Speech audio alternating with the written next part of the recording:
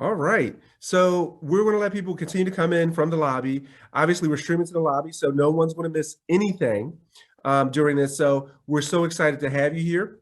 So we're going to go ahead and get started. Good morning and welcome to the third annual Transforming Justice Conference. My name is Atif Bostic, and I'm the Executive Director for Uplift Solutions, a nonprofit focused on the successful reintegration of justice-involved individuals, and co-founder of the Transforming Justice Conference. In 2019, based on our direct experience with serving justice-involved individuals, Uplift identified the need to bring together leaders, practitioners, supporters, and stakeholders to discuss the structural barriers to successful reintegration and the conflicts between the criminal justice system and systems of restorative justice. I shared these lofty ideas during an advisory board meeting when one of my co-founders, Sister Kathy Nerney, immediately said, "We need to make this happen," and Chestnut Hill and the Institute for Forgiveness and Reconciliation would be the perfect partner. We organized a meeting that included Sister Kathy, Dr. Lauren Barrow, and myself, and the Transforming Justice Conference was born. This year, we celebrate our third year where we focus on the power and vision of community. Today's conference will be split into two parts, a morning session and an afternoon session. The morning session will include a fireside chat, panel discussion, and keynote. The afternoon session will get hands-on and breakout sessions where we'll engage you in providing your thoughts, ideas, and feedback around everything that's discussed and whatever you want to discuss. Before I turn it over to my co-founder, Sister Kathy Nerney, I would like to thank a few people. I want to thank our sponsor for this year's conference, Keystone First. Keystone First has been an amazing partner in supporting the justice-involved community, from hosting partner and expungement clinics to sponsoring events like this. I want to thank my co-founder, Sister Kathy Nerney, and Dr. Lauren Barrow with Chestnut Hill College, as well as my planning committee, or our planning committee, Kathy Smith, Kate Parker, Judith Registry, Ryan Murphy, Dr. Patricia Way, Kiera Bradford Gray, Noah Averick, and Toro Patel. Thank you for all that you've done and all of the hard work that went into this conference. And of course, many of whom you will hear from throughout the day. Without further ado, I would like to turn it over to Sister Kathy Nerney, Director for the Institute of Forgiveness and Reconciliation at Chestnut Hill College. Good morning, everyone, and thank you, Atif. So here we are on the 31st day of March in the year 2022. So it's been another unforgettable year with much violence and injustice affecting and destroying the lives of so many innocent people, of whom we remember our sisters and brothers in Ukraine most particularly. Nonetheless, we come together today not bound by a paralyzing wall of fear, but with an audacious outpouring of hope. With this collective energy, we strive toward a future where the worth and dignity of every person is respected and upheld. It's an honor to join with you today for our third annual Transforming Justice Conference, focused on the power and vision of the community as a transforming agent in our work of justice for all.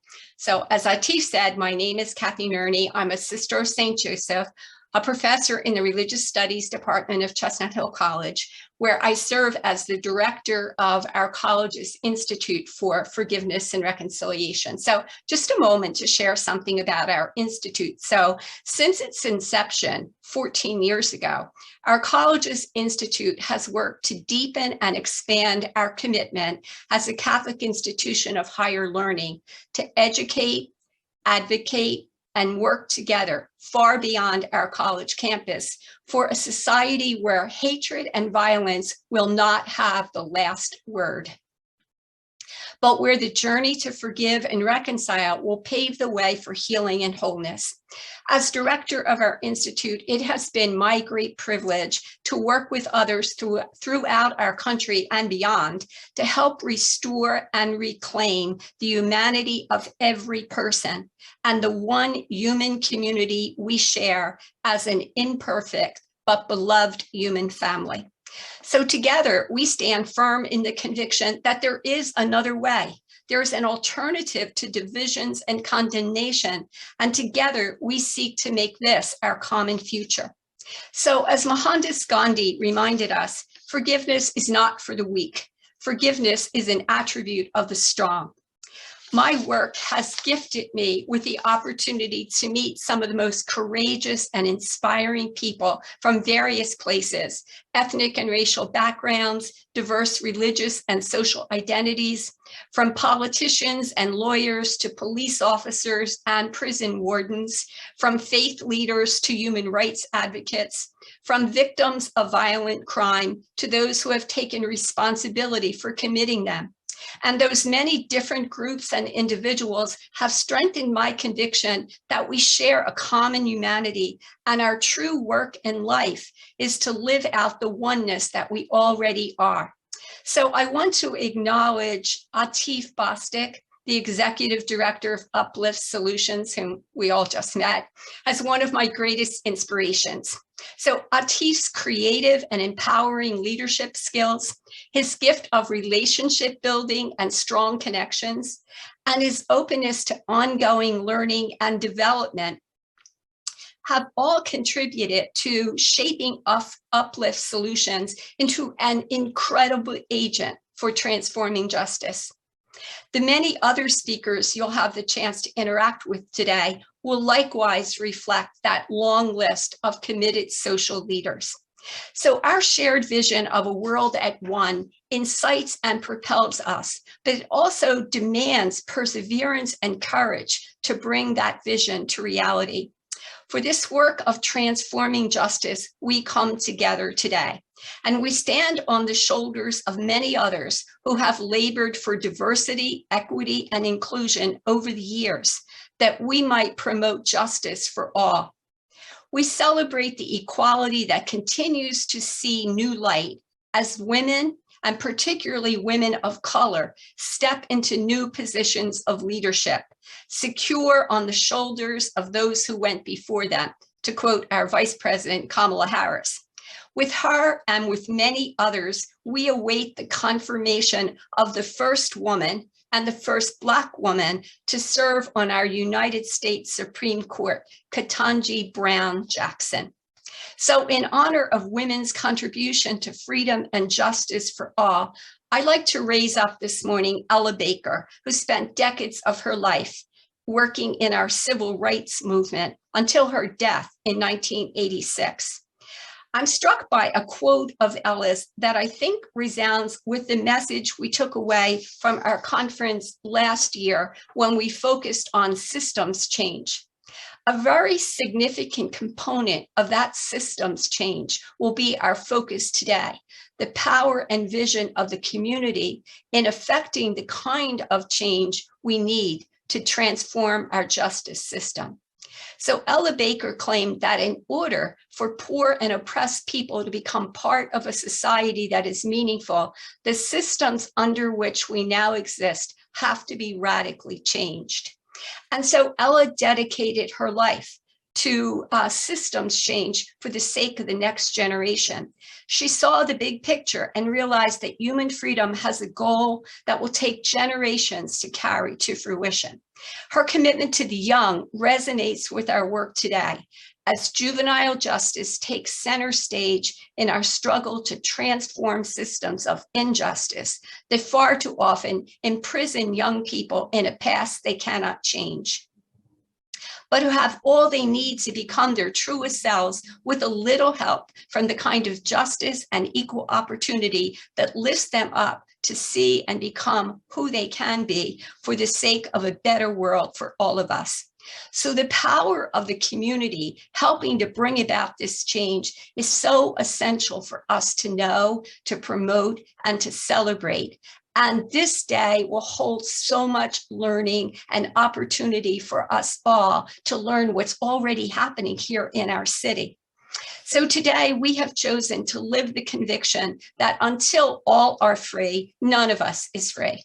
Until all are fed and housed and employed, the unmet needs of others diminish us all. So we have work to do, but we are stronger and better because you are here today. So welcome to our third annual Justice, Transforming Justice Conference. I so look forward to sharing this day with you as we engage in dialogue with amazing leaders whose commitment to the role of the community in transforming justice will empower all of us to acknowledge and to live more genuinely the truth of our interconnectedness. So welcome to each of you, and thank you for giving your time today and for all that you do each day in your daily lives, and for the contributions that you will make as our day unfolds. So we are enriched by your presence, even if it's not in person. So thank you, and let's move forward. Sister Kathy, that was phenomenal. Thank you for your amazing words. And I think your words are absolutely timely for where we are. And I think that your words are only going to be reinforced by the rest of the speakers this afternoon. So thank you, for your words and everything you do as well. Thanks. So now we have a reflection from one of our participants or panelists that have joined us for all 3 years, has been around for all 3 years, and a founding, what I would consider a founding member of this work. We have State Representative Chris Robb, who's going to actually share his reflection and remarks this morning with us.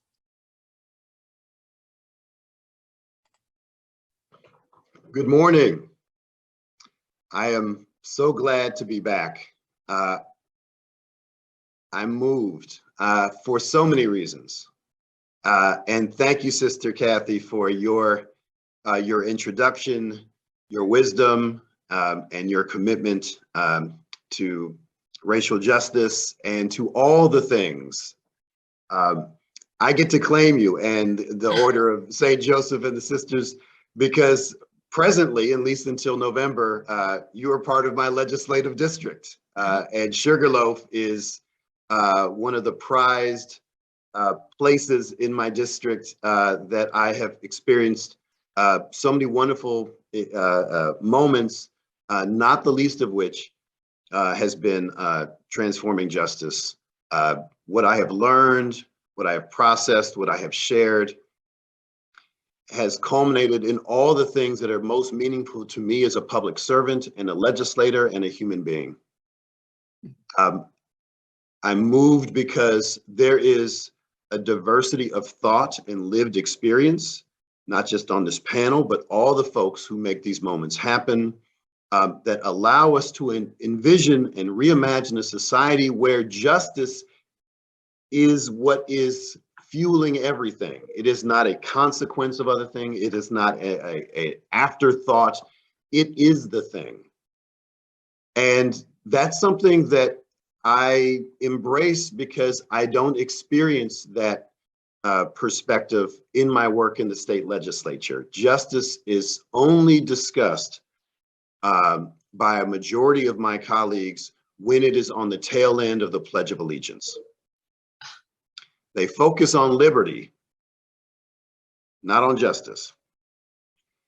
And the irony of that is we're in a state where fellow Pennsylvanians who have been accused, sentenced, and incarcerated for crimes they did not commit and are duly exonerated are given less than nothing when they are released. Less than nothing. A lot of people think they get, oh, they don't get any money. That's certainly true, but they get less than nothing because they are not eligible for all the services that other folks get when they are released. And that is a great indignity and something that needs to be fixed among so many issues. I sit on the House Judiciary Committee, where in the past 50 plus years, we, and I use we loosely, have enacted into law over 1,500 new criminal offenses. But that doesn't make us safer. That doesn't make us more just as a Commonwealth. It makes us more carceral.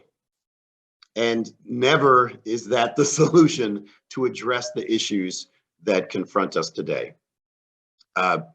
Most of my colleagues are not aware of restorative justice. They're not aware of the fact that the vast majority of folks who are in the system who are offenders are themselves victims. Those folks who've experienced extraordinary trauma in their childhood. And somehow that's irrelevant because of the profile of the folks who they deem are the most criminalistic.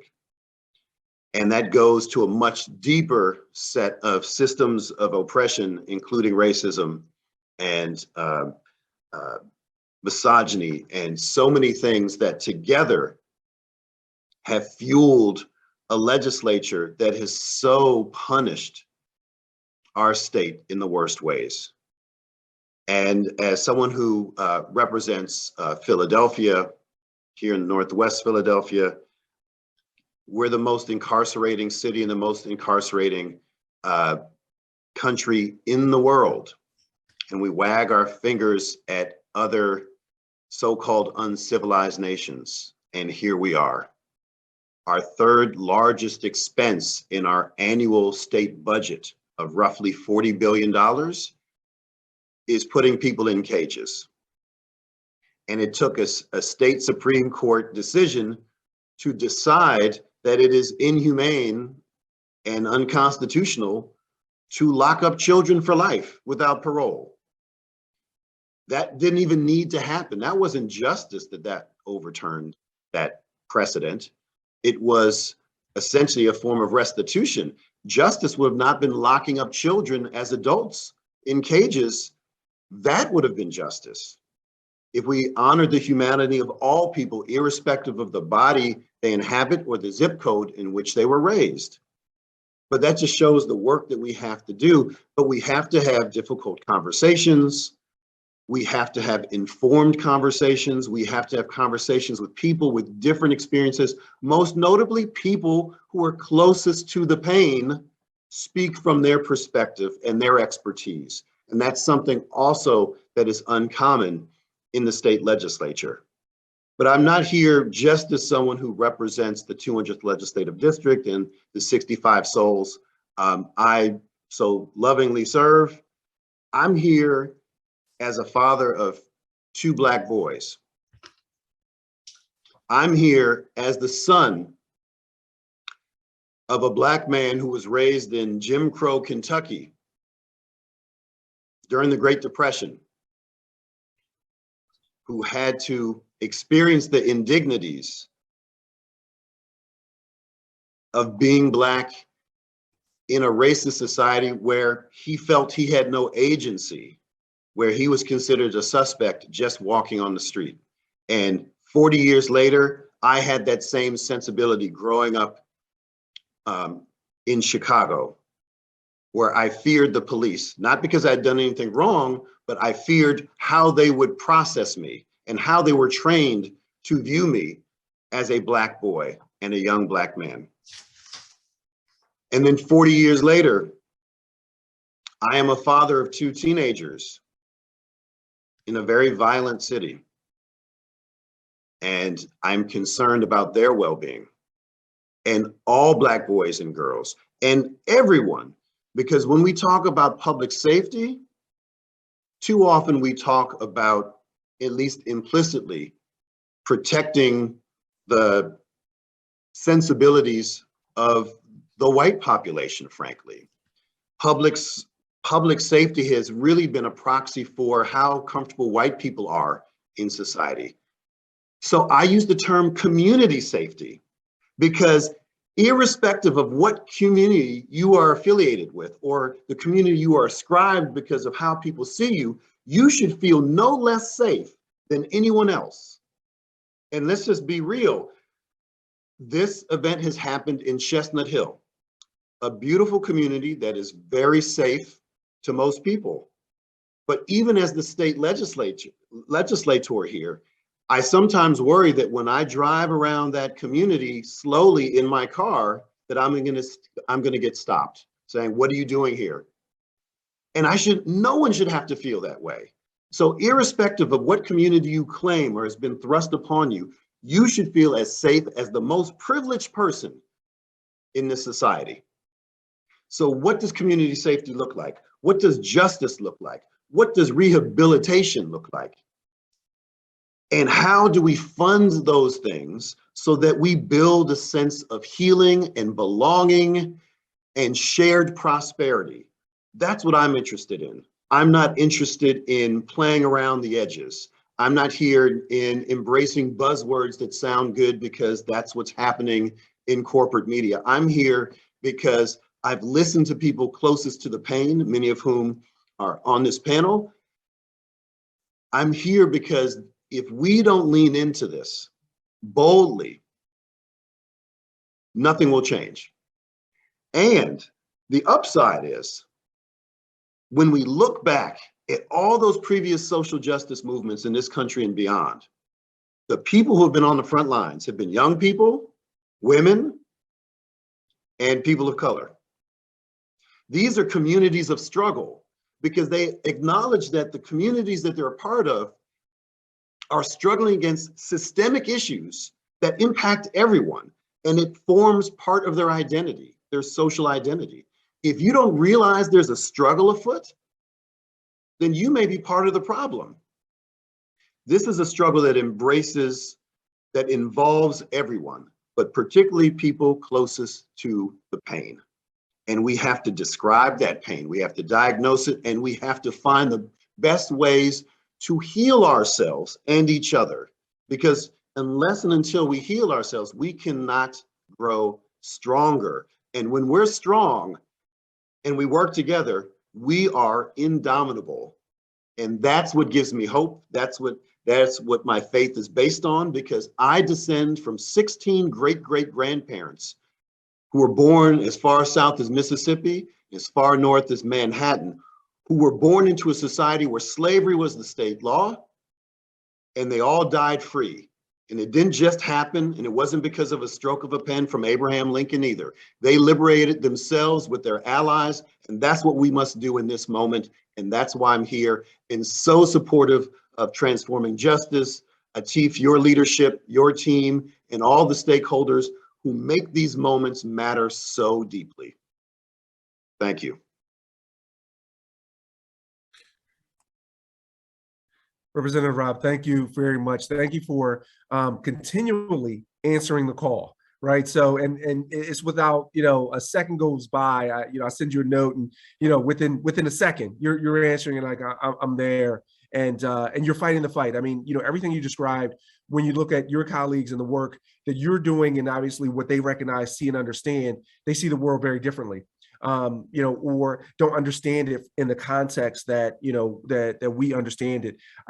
There were some powerful remarks that you made there, especially when you think about who's on the front line. When you talked about that, which is very important, because I think that goes unrecognized quite often on who's really on the front line fighting the good fight. And I want to thank you for being on the front line fighting the fight, because you are there, you are doing the work, and I really want to thank you for that, and thank you for being here this morning.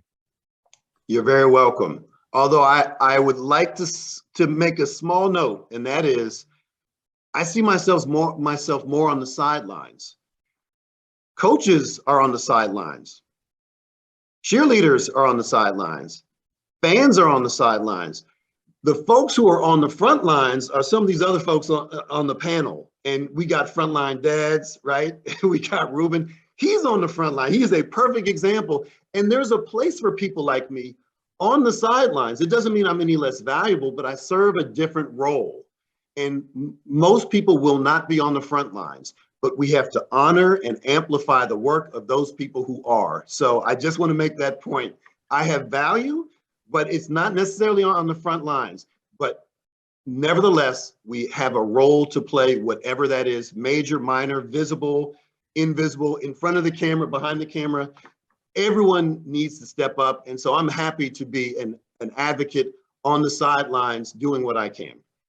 Thank you for that. Thank you for that distinction. And thank you for, again, your willingness to be that advocate and do the work from where you are. Because I think that's the important note that you're making there. You're going to, from wherever you sit, be supportive, do the work from where you sit. So we thank you for that. So next, I am so excited to introduce a good friend and colleague, co-collaborator, again, a member of the committee developing this, I would like to introduce actually two people. So first, I would like to introduce Kiera Bradford Gray. And Kiera is an attorney now in private practice, formerly the chief defender for the district attorney's office, and then it's joined by Mike Lee, who is with the district attorney's office, right? So we're going to have a very, very, very interesting conversation between the two of them next. So without further ado, I would like to bring Kiera to the podium and to the stage to have a conversation with Mike Lee. Thank you. Thank you so much, Atif, and thank you, Robb, for your wonderful comments that's fitting with the theme. And you're right, there are so many people that have been in the field, the man in the arena, that have not been spotlighted and highlighted for the work that they're doing. And so I'm hoping, and I'm so happy for the Transforming Justice Conference, Atif, Sister Catherine Nerney, Toral, everyone who was a part of this, for making sure that we shine a spotlight on the amazing work that is being done, that is not understood, and it needs to be supported. So Chris, for your sideline approach, let me tell you, sideliners can also help with funding and resources as well. And those are going to be amazing to help us continue to grow what has been started here in Philadelphia. I am so excited to get to talk with a friend that I have made my compulsory friend, and he has accepted that. Now, I'm like that sometimes. When I see great people of good character, I say to myself, he's going to be my friend. And so I said that when I met Mike Lee. He was one of the co-directors of Pulse when I met him, when I was a chief defender in Montgomery County. He was working on expungements, bringing that around the Commonwealth to help people with reentering back into society as best they could. Still, there's some issues, and we'll deal with those later. But Mike Lee is now the chief of staff for the district attorney's office. But prior to that, Mike Lee was my go-to person when it came to looking at different ways of administering justice, so that what we really got was public safety, and not demoralizing or making people more desperate by brandishing them with a lifetime conviction when it was not necessary. And so what I want to talk to Mike about, and the theme of this conference, is about community-based justice systems. And so this is what we've started here in Philadelphia. And I believe that many people thought that community always had a seat at the table and a voice, but it's not necessarily true. There's always, usually the people that have been most impacted for the justice system never get an opportunity to discuss what is important to them. What do they tolerate? What are they seeing? And why decision makers should really listen to them. So community-based justice systems, to me, reflect the inherent importance of communities as a part of the justice system process, as opposed to simply being subjected to it. So Mike, welcome.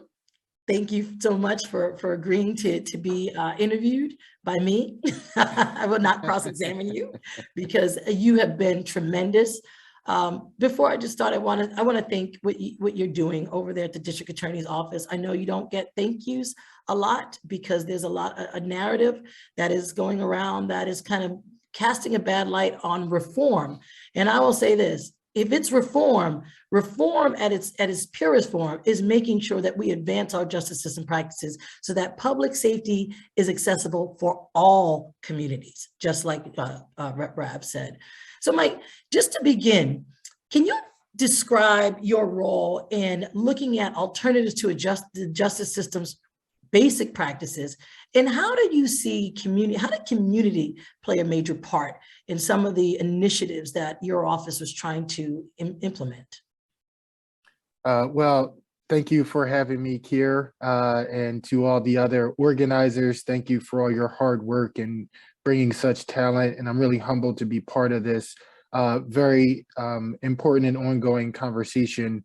And I think to answer your question first, from the personal perspective that I bring and the life experiences that I have, it's really important when we're thinking of transforming a system, what do we want to accomplish by it? And when I did work around expungements and just met thousands of people across the Commonwealth, I really started to shift my understanding of I'm delivering a legal service to help people, to I'm helping people do two things. One, demand something positive from the government, which many of the people that I met had never had that experience before. So going in for your expungement hearing, you're the petitioner and you're demanding something from the court instead of the court demanding something from you.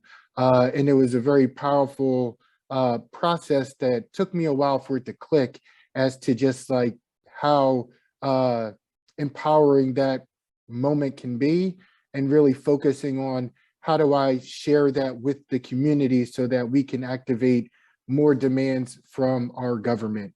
And that kind of approach led me down the path to joining the DA's office with my friend DA Krasner, and seeking out roles that allowed me to stay connected with what the community was doing, while also being influential internally and trying to change the DAO community or our culture. It's been very interesting because as a representative of the government, we don't take the approach that people in Harrisburg or in Washington, DC might take, where I represent just my constituents, or even more nefariously, just my voters. We have to represent everyone. So when we're coming up with policies and initiatives, we really have to think about the framing and the buy-in and participation from community and what they want to see accountability look like, how much it should cost, who should pay for it, and what are the long-term returns on those investments. And just like other transformative processes, introducing community voice and opinion has been a really rough process for us internally. Some people represent a very specific segment of our community. Some people have broad representation but narrow interest, like retailers, for example. And it can be really difficult to just not just hear the community voice, but balance the competing community voices as our resources are getting more and more limited due to budget constraints and pandemics and all these other things. Mike, I'm glad you talked about that in terms of resources being limited, but also I've noticed that there's been a tough road to get the stakeholders to respect community voices and community opinions and community alternatives. However, what we did see when we were in a very big bind when COVID hit, we were looking for alternatives for our justice system practices, and the work that the community had been doing leading up to that was finally valued to the highest point. Could you talk about what you were able to do and what your office was able to utilize in connection with the Defender Association of Philadelphia when we were stuck with how do we make sure that our prisons are not going to bleed out of the seams, and do this in a way that public safety was at the utmost, but also respecting the fact that people could not and should not sit in jail for years because our courts were not open. We created something called pre-entry. And if you can talk about how we were able to work with your office to release about 2,000 people with no major spike in crime for those people who were released, I would love for you to discuss that. Sure. And I think in large part to your leadership and just the effectiveness of organizing around criminal justice reform, as long as I've been a practicing attorney, just seeing that movement kind of mature, I think to your point, started to give, if not credibility, the inability to not listen to or welcome to the table community voices pushing us to do more and to be better. And I think with that, like wind under our wings, so to speak, it gave us a lot more confidence to try something new for us that also is evidence-based. And that's really like, how can those two things happen? In Philadelphia seems to happen all the time, where we're introducing what feels like a revolutionary idea that other jurisdictions may have been doing for years and years and years very successfully. And I think under your leadership and DA Krasner and kind of the yin and yang and good cop, bad cop, we were able to successfully work together to balance those seemingly competing interests of either we have public safety or we have creativity in our criminal legal system. And by coming together to identify defender clients and then private represented clients who on paper may have seemed to pose a great risk, but when you add a layer of community connectivity, when you add a layer of connectivity with representation, when you add needs assessments and the availability to connect someone to resources or opportunities, all of a sudden that risk doesn't seem as big. And it also, for me, ties back to how I've used my law license my entire career, which is just how can we change the conversation from what a piece of paper says to the person in front of you, whether that person's applying for a job and an expungement removed or didn't remove a charge, or we're talking about someone's arraignment when they're first arrested and charges are brought, or the context you're talking about, people who are in pretrial detention and almost seemingly unnecessarily, because the safest or easiest thing to do is to isolate someone, to use COVID public health terms, quarantine them from the rest of society, and then try to figure it out. I so wish we had more time to talk, but I do have one last question, because one of the things I've been in awe of, and I've been so fortunate to be a part of this growth and development of community strategic collaboration with not just the defender, but with the district attorney and with the courts.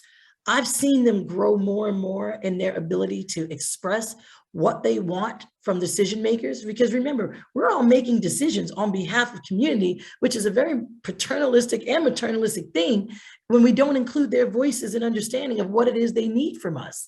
And so I'm hoping that this movement grows even larger, because the people in Philadelphia, the Philadelphia's community has been amazing. I want to talk about one last thing, because I know community justice involves programs and practices that are focused on community level outcomes, and they address problem solving and restorative justice, which most of the times works better when you're really trying to move on and advance the people that were harmed so that they understand. You guys did something very bold and empowering this summer, and I'm glad that I was a part of that as well. But I will say the impetus was because we saw protests all across the world by every person in every ethnicity, and it was a reaction to years and years and years of unchecked and unaccounted for behavior by our government. So it's not like it just came out of nowhere, even though people talk about it in a vacuum. But what we saw when we saw the arrest that occurred in Philadelphia, there were, I can't remember, some like over 600 arrests for activity related to protests. My office was really looking at the percentage of minorities who were arrested, and we saw a good 70% of the people that were arrested in Philadelphia were minorities and were charged with some serious offenses, who were first-time offenders. And knowing how damning that could be, the district attorney's office decided to engage community to do what we call restorative justice. Could you talk about that and talk about how that worked out based on what you know now, and what could have happened if you didn't do something like that? Yeah, and I think it was a really difficult decision to charge and what to charge. And all I can speak to about that Sunday morning, where the first arrest actually came through, is just like the city was so unprepared for the sheer volume that no decision maker had enough information to make a good decision. But we have a timer, and someone's individual rights and liberties has a timer that we need to respect.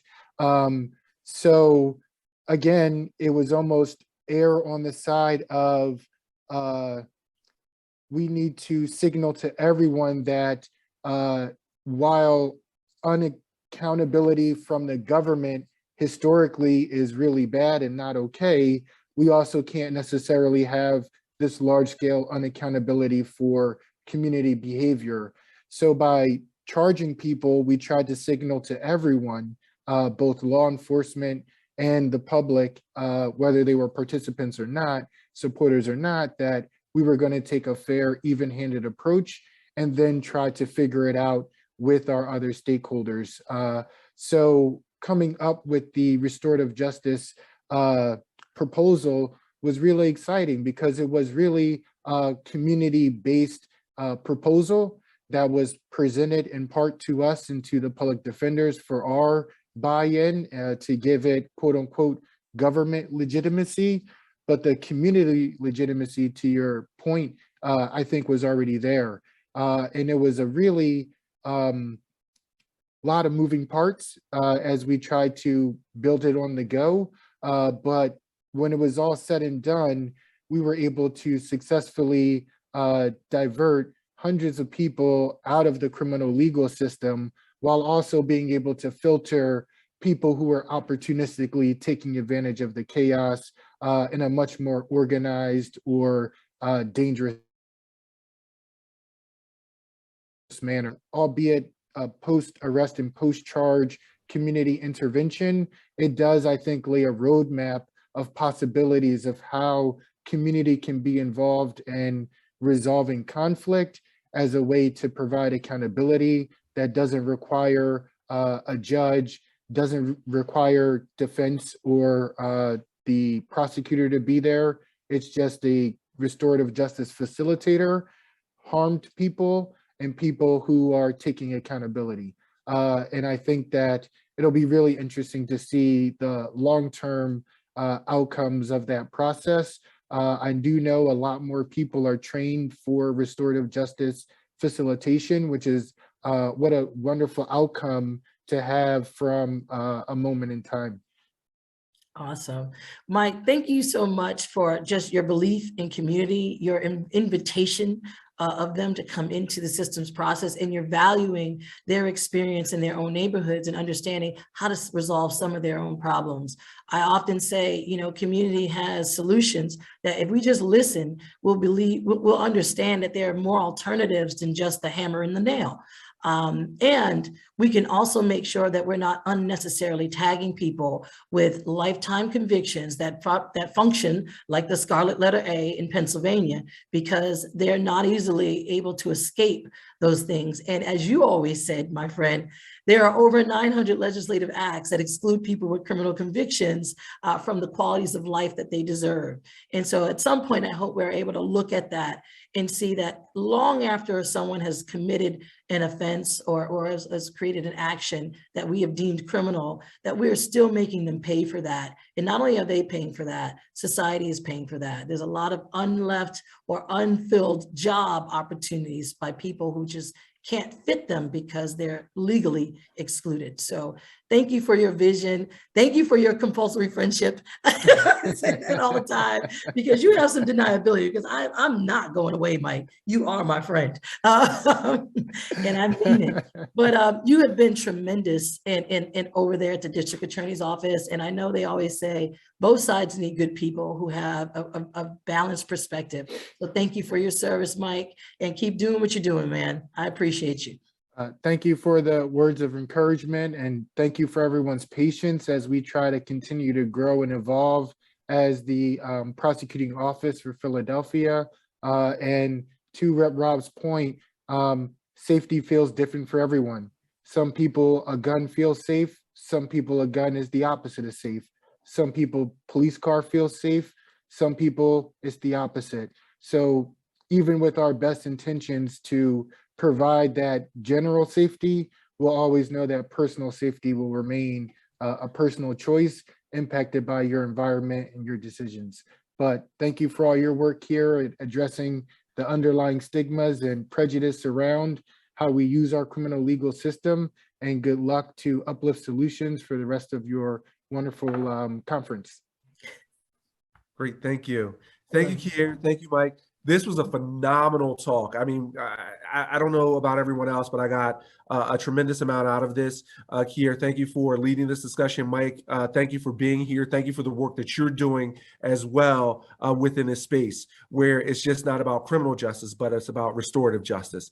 And so I'm excited because Kiera, we're going to bring her back. She's going to actually lead a panel to talk about that, to talk about pre-entry with some phenomenal leaders in this space that are on the ground. These are the frontline people that Robb just talked about. And so we're going to hear from them. We are going to take a very, very short break. We're just running just a little bit behind. So we're going to take about 3 minutes here. If we're going to take restroom, we'll make it 5. Let's make it 5. We'll come back at 10:57 and get started. So it's 10:52 now. Take 5 minutes. 10:57, we'll be back. And we'll be back with Kiera and a phenomenal panel. So go get something to drink, take a restroom break, and we'll see you back at 10:57.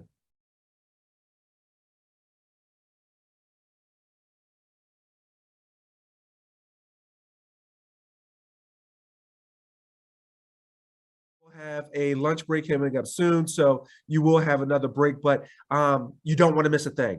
Listen, as you've already heard, you've heard from some dynamic speakers this morning, from the state legislator, you heard from our district attorney's office. You're hearing some phenomenal things, and we want to keep this going. So now I'm excited to actually bring back Kiera Bradford-Gray. Kiera Bradford-Gray is a partner of Montgomery Kraken, and she's going to lead a panel with some phenomenal leaders that are doing work on the ground. And Kiera, I'm not going to steal your thunder. I will just give kind of names really quickly. Reverend Dr. Michelle Ann Simmons, founder and CEO of Why Not Prosper. Reuben Jones, director of Frontline Dads. Hassan Bennett, bail navigator at Defenders, and a good friend as well. Again, one of those friends that, just again, compulsory, just like Kiera talked about, right? So one of those friends, and another friend that's compulsory as well, Ricky Duncan, director of New Options, More Opportunities, NOMO, who's doing phenomenal work in both North and South Philadelphia. So without further ado, Kiera, I'm going to turn it over to you. Thank you so much, Atif. And I have to say, all of these panelists are my compulsory friends, because I'm telling you, they are some phenomenal people, but they are very spiritual in nature. They see the humanity in people, and they have been just called to step into the fray with no extra resources. This is what they are called to do. And so this is why I'm so glad that we're shining a spotlight on what they've been able to achieve. Before I discuss what this panel is, I just want to say this quickly. We have talked about a lot, bail versus no bail, no cash bail systems. And, everyone has been rooting on a policy to fix our problems on the front end of our system. But what we found is that when you engage community in such a way and learn from them, the opportunities that they have to start working with people and then bring that into the fold, things start to change, people start to catch on, and great things start to happen. So this next panel is called our pre-entry experts, and pre-entry is not what it sounds. Unfortunately, people did have contact with the police and did enter the justice system. But instead of allowing them to languish and sit in jail until we figure out whether they did something, whether they not, what they need, who they are, because that's generally how the system works. And that's months down the line while we made people more desperate. We have empaneled and empowered our justice system to be more creative on the front end and start to connect people who did not need to sit in jail on low-level cash bail, providing an alternative to cash bail for certain people. And we did it with the understanding that community supports are really an answer to some of the social issues that we're dealing with in our system, that our system, and I'll use Mike Lee's, that our criminal legal system just can't handle. So I am so happy to introduce, again, Reverend Michelle Simmons. We all should know her. If we don't, we better Google her. She's been doing some tremendous work with women who have been involved in the justice system. Hassan Bennett, who is one of my heroes. I have so much respect and admiration for what Hassan's plight has been, and the fact that he's not bitter about it. He's just empowered behind it. Another one of my friends that have been on the front line, and ironically, it is within his title, Reuben Jones, Frontline Dads. I met Reuben Jones in Montgomery County in 2012, and he was moving there and still going now. And Ricky Duncan, who I have a lot of respect for in terms of what they do for NOMO. So thank you and welcome to everyone. I'm going to start with just asking you briefly to just identify the role you play in what we call pre-entry. So I'm going to just start with you, Reverend Michelle. You have been involved in the justice system at a number of levels and a number of things. You are part of the Judicial Community Advisory Commission, which you get to see up close and personal, how we think and where the gaps are. So can you tell us why, one, you want to be a part of pre-entry, and two, what your role is? So good afternoon, everyone, and thank you for allowing me to be a part of the panel. And Kiera, you know I love you, and to all my other co-panelists, good morning. So your question is like, what caused me to want to be involved? Number one, I'm formerly, impacted, and so I see firsthand the barriers. I see firsthand the discrimination. I see firsthand the potential for growth, even, right? The potential for change. So that keeps me like on the front line, advocating for change and being part of the fight. And the second part of the question is, what have I been able to do since pre-entry? And so one of the things I found is that community support for people involved in the system is super duper helpful. And secondly, I feel like when we galvanize and work in a collaboration opposed to silos, we get a lot done. So what I've done so far is try to fill the gap as it relates to housing. So when a woman is locked up and getting ready to go to court or just got bail and they want to know, well, what's her plan? Where is she going to go? Who's going to support her? You could put Why Not Prosper down, right? And Why Not Prosper has been there filling the gap as much as we can. Even so much so when the governor made the mandate and you worked so hard, Kiera, to get, those jails empty. We stood on State Road in the rain, right? Waiting for them women to be released and making sure they had a ride somewhere, right?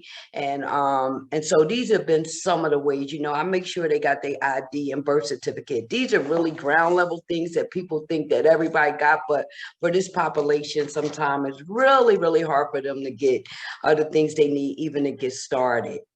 So that's how I've been able to fill the gap and jump in as a teammate on this pre-entry initiative. Thank you for that. And I think this is so important. What the things that you said, I think people take for granted that the system already does those things for people. When they release them or don't release them, I think they believe it's because they understand that there's no alternatives for them. But what you're saying is that what I've seen as a lawyer is that when someone doesn't have a home to go to, it's hard for a judge to say, I'm going to release you. So you providing that stability is helping people become releasable into communities and allowing them to work with you. So thank you so much, Reverend Michelle, for what you do in that space. I want to go, Hassan, I'm going to come to you last because this is, the insight that you have is going to be so interesting. I want to move to Reuben Jones, Frontline Dads. And Reuben, I'm not sure, I didn't see you. Yes, I see you now. Reuben, you've played a tremendous role in just justice system involved youth, justice system involved people, and you've always kind of looked at your role in the space of reentry and helping people after they've gotten the conviction, after they've suffered the pain of sitting in jail, sometimes years on end, maybe without even getting the conviction. How do you see and why do you see the need for pre-entry focusing on the front end, and what do you do and provide in that space? Thank you for having me, Kiera, and thanks for the introduction. I think for me, one of the big things I preach is that the whole cycle of mass incarceration is connected, whether it's pretrial or whether it's conviction or whether it's on appeal. Once you're in this system, it's like a lifelong scar. So one of the things that we have done is going back to 2012-13 when the city first wanted to build a new jail and purchase land to build a new jail. We were part of a group that opposed that, which ended up, we won, we stopped them, and then we transformed that into ending cash bail. The city applied for the MacArthur grant to reduce the jail population. We wanted community involvement with that. So we kind of pressed the issue for them to create the CAC. Beyond that, we opposed the use of the electronic monitoring and the risk assessment tools. So all those are pieces. Right now, we're posing this probation bill, SB 913, which is super harmful. So all those pieces are connected in a way that once people, for instance, that the longer you sit in jail, the greater chance you have of being convicted. So folks got a $1 bail and they can't pay it. That means they're going to sit there for the rest of the trial, right? And we know in Philadelphia, that means probably around 2 years or so. I think that's a travesty to have people separate from their families and their communities for length of time, only for sometime the charge to be dropped or for them to be found not guilty. Yeah. So our focus is on pretrial, and we are a part of the Pre-Entry Coalition, which is a group of organized and nonprofits that lend their resources, service, and expertise to the defendant's office at that critical juncture, folks being arrested and not being deprived of life and liberty from their families, separation from their families. In addition to that, we were also one of the co-founders of the original Community Bail Fund in Philadelphia. So that means community folks raising money to post bail for folks that can afford to post bail so that they wouldn't be sitting in jail, incarcerated. So all those things, we think the collateral consequences of pretrial detention, it's so, tragic when it's, inflicted on folks of color, because 90% of people in the county jail in Philadelphia are people of color. And we think that that disparity contributes to the carceral system and the whole industry of mass incarceration. So we do everything we can to help prevent that. You said some great things, and thank you for saying that. Reuben, you've been directly involved and impactful in policy, but also when you say the collateral consequences of pretrial incarceration, because I think many people think pretrial incarceration is necessary. And what you guys have been doing is showing people that it's not necessary to keep communities safe. It's necessary when you have facts and information that are presented that this person, it causes a danger to the community. But in many cases, those things are never presented, and we just go based on bias-based assumption. And it usually does not work out for people of color when you accumulate all of those assumptions together. So thank you for really talking about the collateral consequences of pretrial detention. It's not just a conviction, but it's the damage that we do on the front end that we need to be more careful. I want to go to you, Ricky, because you are a part of NOMO Foundation, who is a friend to the Defender Association, and working together and collaborating with opportunities and options for release for people who should be and could be released safely into the community while they're awaiting their day in court. Because we have to remember, these people have never been convicted, just accused. And many times people of color and people who are not wealthy, they get accused, and it doesn't take a lot to then start the process against them. You see a lot of people who, they do an investigation and they take their time. Well, that's not how it happens generally for the people that are represented by the Defender Association. And so, Ricky, can you tell us, what your role in pre-entry has been, and what services have you provided, and what you've seen as a result of being involved in it? Thank you, Karen. Thank y'all for having me. I believe, like I said, I had that lived experience. So I was one of the people that had the misfortune. I happened to get my experience from going through the criminal system myself, and having the experience of being incarcerated at a young age, such as 17, and not being charged with a murder at the time. But the system feels though that it was okay to take a young man and just put him in a prison with adult prisoners. So my take on all this, I believe in early initiative, intervention, prevention. So our take is, we're starting from a young age to the ultimate goal is to end this school to prison pipeline, because this is how they are cycling through. So we have a restorative justice department inside of the NOMO Foundation called RIPS, Restorative Intervention Prevention Services. But the ultimate goal is to rip that school, the prison pipeline out the wall. And through partnerships that we try to develop to make sure that we can ensure that we're partnered up with the DA office diversion program when we're able to go up to the Youth Study Center, which is called the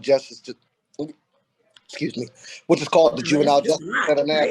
Yeah, which is called the Juvenile Justice Center now. We can go up to the police station, try to intervene before a young person gets put in the system and gets that out the way. We're also partnered up with the Emerge campaign, with the DA office, where there's another diversionary program to try to nip it in the bud, before it grow. And with each time that you go into the system, it's like you're planting a seed, and it just grows. It grows. It grows. It grows. So we want to rip those roots out so you don't get a chance to be planted into the system and stuck sometimes.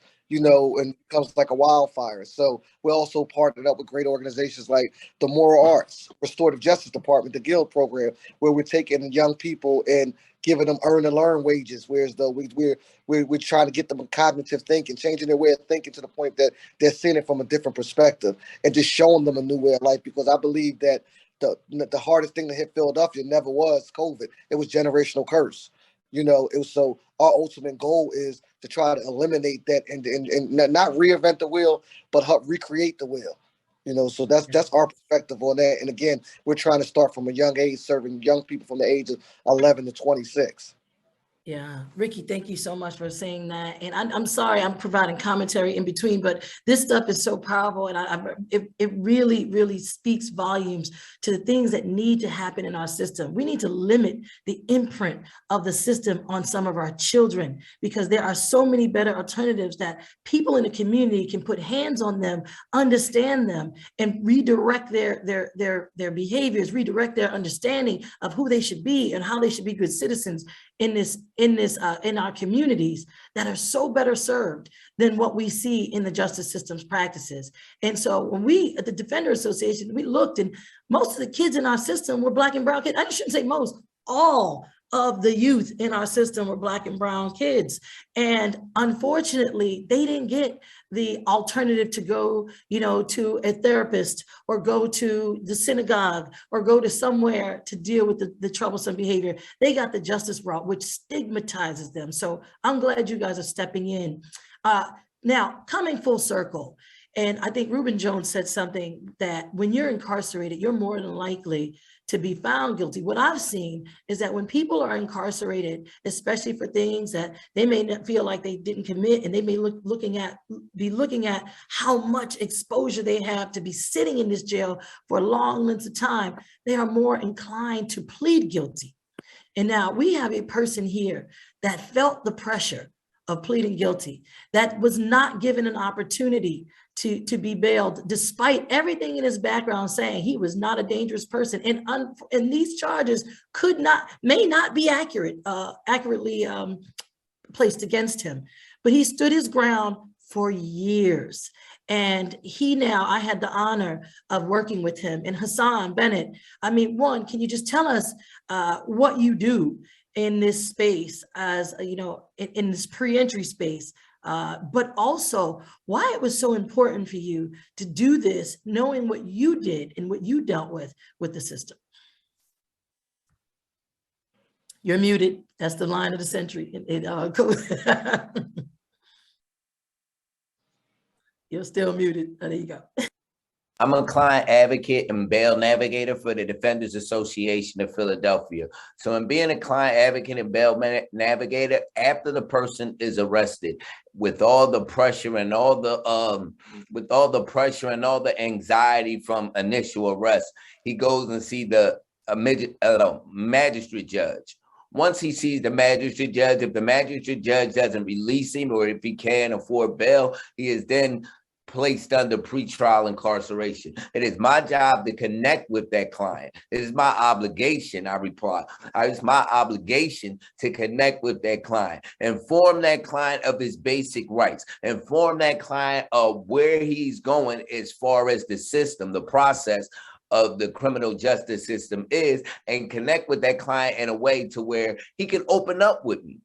People can open up with me. People can tell me, how can I make your life better? This is why I'm here to see you. I do not want to be seen as his authority. I do not want to be seen as his lawyer. I do not want to be seen as his judge or anyone in the process. I want to be seen as his neighbor.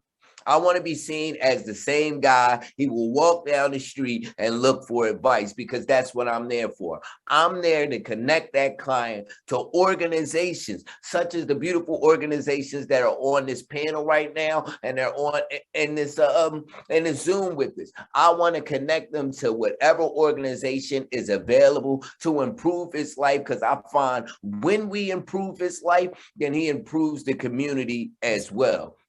Yes. I was wrongfully convicted of a homicide and sentenced to life in prison. And what I found in my wrongfully conviction, that the community as a whole didn't have say so in what went on. The community as a whole didn't have engagement in what went on. We came, including myself, we joined the proceedings as spectators. So not only do I connect with the client, I connect the community as a whole. So because they say it takes a village to raise a kid, it takes a village to raise a village. So when you include the community, when you tell the community, okay, we need this guy to go through no more. We need this guy to go through Why Not Prosper. We need him to go through Frontlines Dad. We need him job employments. This is what he has to do once a week. And I may not be able to see him, but the community can hold him accountable. And seeing that the community can hold him accountable, he is now, a lot of my clients are now people, if I lose touch with a client, or if probation loses touch with a client that we saw during the pandemic, probation has lost touch with many clients, and it was up to the Defenders Association to make that connection with them. I can now reach out to a client who is now part of the community to find the guy and bring him back to me. Not only am I talking about the community as far as the neighborhoods they're from, I'm talking about the social media communities that people have gone to, because a lot of things I can now reach out to different social media platforms and say, I need you to post this job posting. I need you to post this bulletin about clients. And now we are joined together. Come on. To fight the criminal justice system, or not even, I don't even want to say fight the criminal justice system, because a fight is us versus them, or me versus him. Join together and raising the community and the criminal justice system as a whole. Ricky Duncan talked about changing the will. I agree with that. I agree with the changing of the will, but before the will is changed, there's an organization part of it. There's the design part of it. And that's where the community becomes effective. Come on, Hassan. Let me say this. I wish you guys could see, I got goosebumps under my jacket, because I'm gonna tell you something. The empowerment that I have seen transform this system's awareness is tremendous. And I really wish there were more state reps, more elected officials on this call. And I did my best to say, listen to what's happening in your city. It is amazing what's happening. I want to make this a conversation. So come on, let's all get off of our unmute, because we have a lot to share here. Reuben, I remember when Michael White was arrested, I reached out to you. And he had an opportunity for bail, because in his background, even though he was charged with something very serious, if you looked at that young man as an individual, you would realize he was not a danger. You connected with people all over the country and allowed him to secure the funds to be released. From there, and I'm just going to tell this quick story so we can converse about this. From there, Mark Lamont Hill hired him. From there, many of the people in his community started to come together to piece together who he was, the human being, not just the arrest and the situation. And all of that effort, it took all of that. It took the village approach to really get a sense of justice for this young man, which does not happen all the time, with his free lawyer. Now, when you tell me that the system can't work for everybody, there's an example of how the system worked, but it took community, it took legal, it took all of that to come together. When we're talking about, Hassan, the things that you just discussed, you said, I do this for the client, I do this for the client. Many people would think that this already happened, right? How come your lawyers aren't gathering this information? How come these things are not being known? Reverend Michelle, can you talk about the epiphany you had about the types of decisions in the really closed world of information that is brought to a decision maker to make such an important decision such as that. Can you talk about what you've learned, and did it shock you to know these things? So before I got introduced to pre-entry, I really, I had Why Not Prosper. And so I was just housing the women, interviewing them at the jail or whatever. But when I got introduced to pre-entry, it started showing me a whole nother life, right? And a whole nother light. And it just was amazing how the community, like Hassan just mentioned, come together to support an individual. So when a person first go to jail, I feel like the judges have limited, the magistrates, they have limited information. They just go by how they feel in the moment. I really believe right now I'm fighting for some guidelines as to, how they set bail and, why they give them the time they do it. Like, it's so unstructured in our criminal justice system right now as it relates to jails and bail and what they give them and what they do. And so what I found that it is so powerful, right, for us to put together a plan for an individual, before they go up before the judge, because they go in with a lack of information.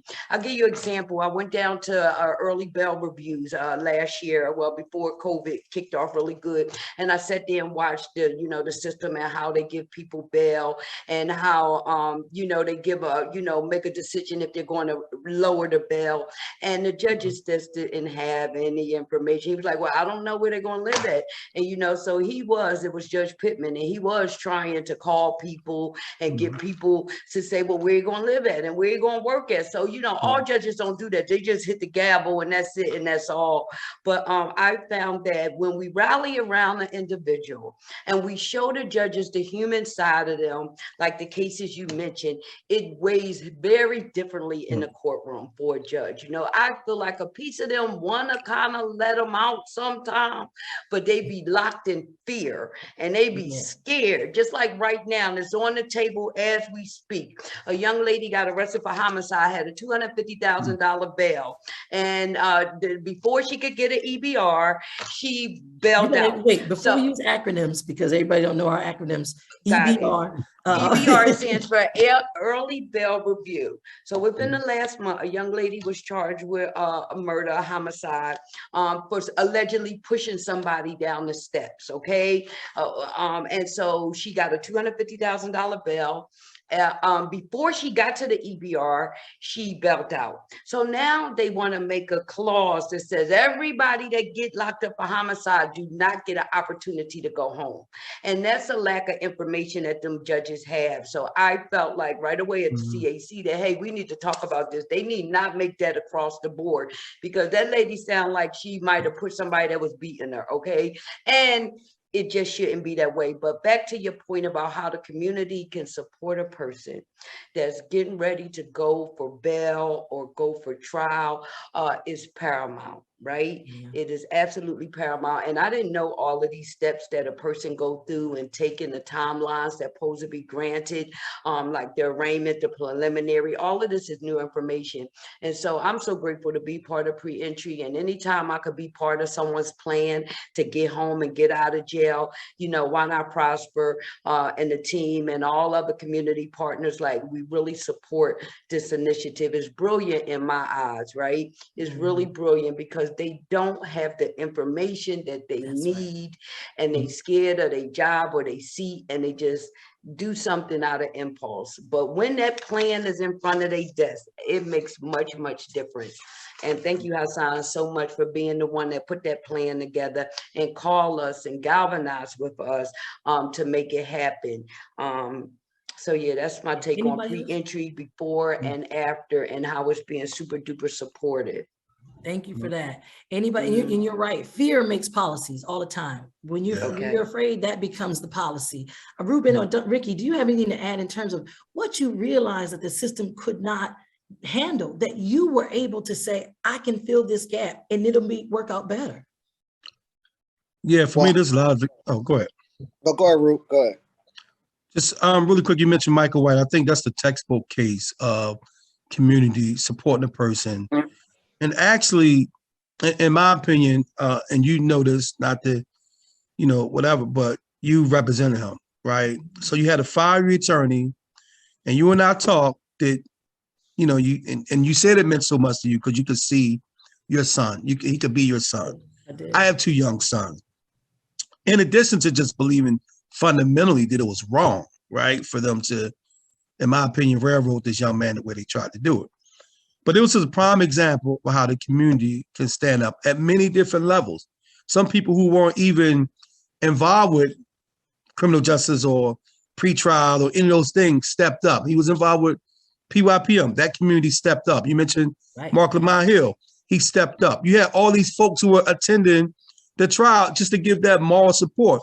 You had the Participatory Defense Hub who gave him that support, right? We raised the money to bail him out. So there was a lot of pieces to that puzzle that I think epitomizes what it looks like when we have community involvement at the pretrial level.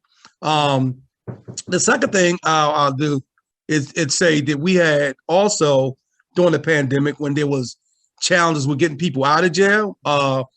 You know, we partnered with the defender's office where we actually provided housing for the folks they didn't want to let go. Most recently, because of the same thing, the pandemic, you know, the sheriffs didn't want to transport folks who were supposed to be getting released. So, you know, we were invited to the table to provide their transportation. So these are ways that we can partner as community folk and solve some of these challenges ourselves because, like Reverend Michelle said, fear is what governs in the city. And unfortunately, when they hear 562 murders, then everything, you mentioned a hammer and nail, then every problem becomes a nail now. And the only tool they have in their disposal is that hammer of incarceration. Oh my gosh, come on, Reuben. Ricky, you have anything to add? Because I can't even speak after that. Because Reuben just really proved the point that the system can't solve all the issues itself. And when they can't, they err on the side of making people who should otherwise be treated more valuable than they are, people become disposable to policy, to me not wanting to lose my role, to me not wanting to be shamed in the paper. So Ricky, I mean, you know, you deal with youth that have had to either come through a lot of different systems that have failed them. And now they're exhibiting behaviors that we're continuing to punish when we didn't do the jobs that we were supposed to do when they came to these systems, DHS, whatever the schooling, whatever the misdiagnoses were. All of these systems have failed some of these kids, and now you're getting them because they're a problem. Can you give us an understanding of where you see like our system being better at making sure that we're doing everything we can to raise strong young adults? Well, Kiera, I want to just correct you on one thing, but okay, go ahead, correct me. When they become a problem, because our thing is no entry over re-entry. So at the end of the day, we try that early initiative intervention prevention, where though I feel like they create so much of these youth advocate organizations for the kids after they get in trouble. Okay. Our thing is get in front of the ball. So we get them before they get in trouble, because a lot of our young people wind up getting in trouble because they don't got nowhere to go because everything is made just for people that's in trouble. Yeah, Ricky, I can't see you anymore. Hold on, excuse me. Somebody's trying. That's all right. All right, he'll be back. Hassan, you spoke about something that was really important. When you sat with people, you provided them someone who gave them a value, who gave them some humanity. How much do you think that matters in what you're able to do and achieve? I think it matters. Well, I know it matters because it's about communication. It's about getting that client, each client, to be open and communicate with you. When we talk about bail, and we got to look at it as how they weigh bail, risk to society versus willingness to come to court. When you see a community come towards the person, when you see the person is volunteering for these programs and the program is set forth and the client is sitting there like, yes, that's what I need. You see him opening up about drug problems. You see him opening up about mental health problems. You see him opening up about need for therapy, parenting classes, whatever he needs, employment. When the judge sees this, his risk to society is lowered drastically. When he has an address that shows his willingness to court, it's easy because he can get the subpoenas. When he has the community support, it lessens the risk to society and shows a willingness to come to court. So all these are needed, but we cannot get through this if the client is looking at us as, I don't know if I can trust him. And despite what the attorneys feel, it's always a distrust between the client and the attorney, because they are coming in. And I don't want to say every attorney, but from the clients I've asked and I've had personal conversations with, they say the interview process between an attorney, whether that be a hired attorney or a public defender or a court-appointed attorney, they say it feels like a job appointment, a job interview. So it's not like they can be free. They feel they have to give us a certain persona of themselves in order for them to get the best outcome. When I approach them as the neighbor, because I want you to be yourself. I want them to be themselves, so I can try to give the best resources I can. I can try to give the best advice I can. And I find out a lot of the clients will go out into the streets, and not only will they take the resources, but their friends will come. Ricky talked about, I wrote it down because I love the line, early initiative, intervention, and prevention. A lot of the clients have friends that will reach out to me like, yo, you did this for my buddy. I know I don't have a case or nothing, but can you connect me? And that's the initiative, and that's what we want to do and get into the community. We don't want to keep fueling the criminal justice system like our vehicle at the gas station. That's right. Ricky, I'm gonna give you a chance to jump back in. Sorry we lost you, but can you finish what you were saying? I think someone was just commenting on what you were saying and saying that you just hit a point, getting to the root cause of kids, of what's going on with kids before they get in trouble. So can you finish that sentiment? No entry over re-entry, because I'd rather send a kid to Penn State than the state pen. So part of that is it's so many organizations that's being developed and being accepted as part of the restorative justice reform model, but we're not looking at the, quote unquote pre-entry, no entry model, whereas though we don't want them to get to that point, whereas though we got to re-entry them into society. We got to help them after you done gave them a strike on their record and they're already in trouble. The good thing about the diversionary program that I signed on for is that if they do this, they don't get that. It's no more court. Court never existed at that point. So try to stop them before they get, and got to go in front of the judge and go through a probationary period. And then after probationary period, it leads to trying to get your record expunged, which leads to, a process of denials, of course. So, and we like to take a holistic approach, because a lot of times kids are only responsible for what they know. So again, I'll bring up the generational curse thing. So involving the parents. And not just putting, like, I'm going to go with what Hassan said. We don't just want to put anybody in front of them to communicate with them, because success is about relationships. So at the end of the day, we make sure we get real models over role models. Real model with us is somebody that they can realistically relate to in real time, that can come with them with some real lines, that they can speak the language of the people by meeting them where they're at. So, so when I go to them, or when we go to, we make sure that we got, we got a diversified staff at No More Wiz, though. We got everything from a mom that may have lost a child to homicide. We got teenage pregnancy, moms that got teenage pregnancy, men that been to prison, men that been to college, women that been to.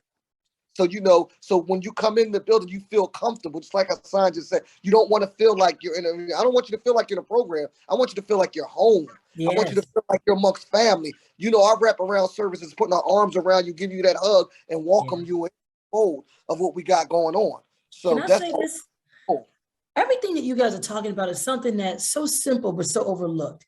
Treating people with humanity, which actually restores their faith, restores their hope, more so than just laying down a punitive punishment, sometimes unnecessarily. And Ricky, I appreciate everything you're saying, because the goal of pre-entry is to show people they don't have to enter the system for them to be accessible to things that are going to help improve their lives. When I was a kid, I had after-school programs, things that help improve my life, improve my understanding of who I can be and what I can be. You know, it wasn't as dismal as what I see for some of these kids, that you can only enter the justice system to get services. So the goal is to do exactly what you're saying. Get a hold of people. Let parents have an outlet. Let parents reach out. Hassan, you are so right. Hey, you did this for my friend. Can you do this for me? Yes, you don't have to be just as involved, because I don't want you to come here.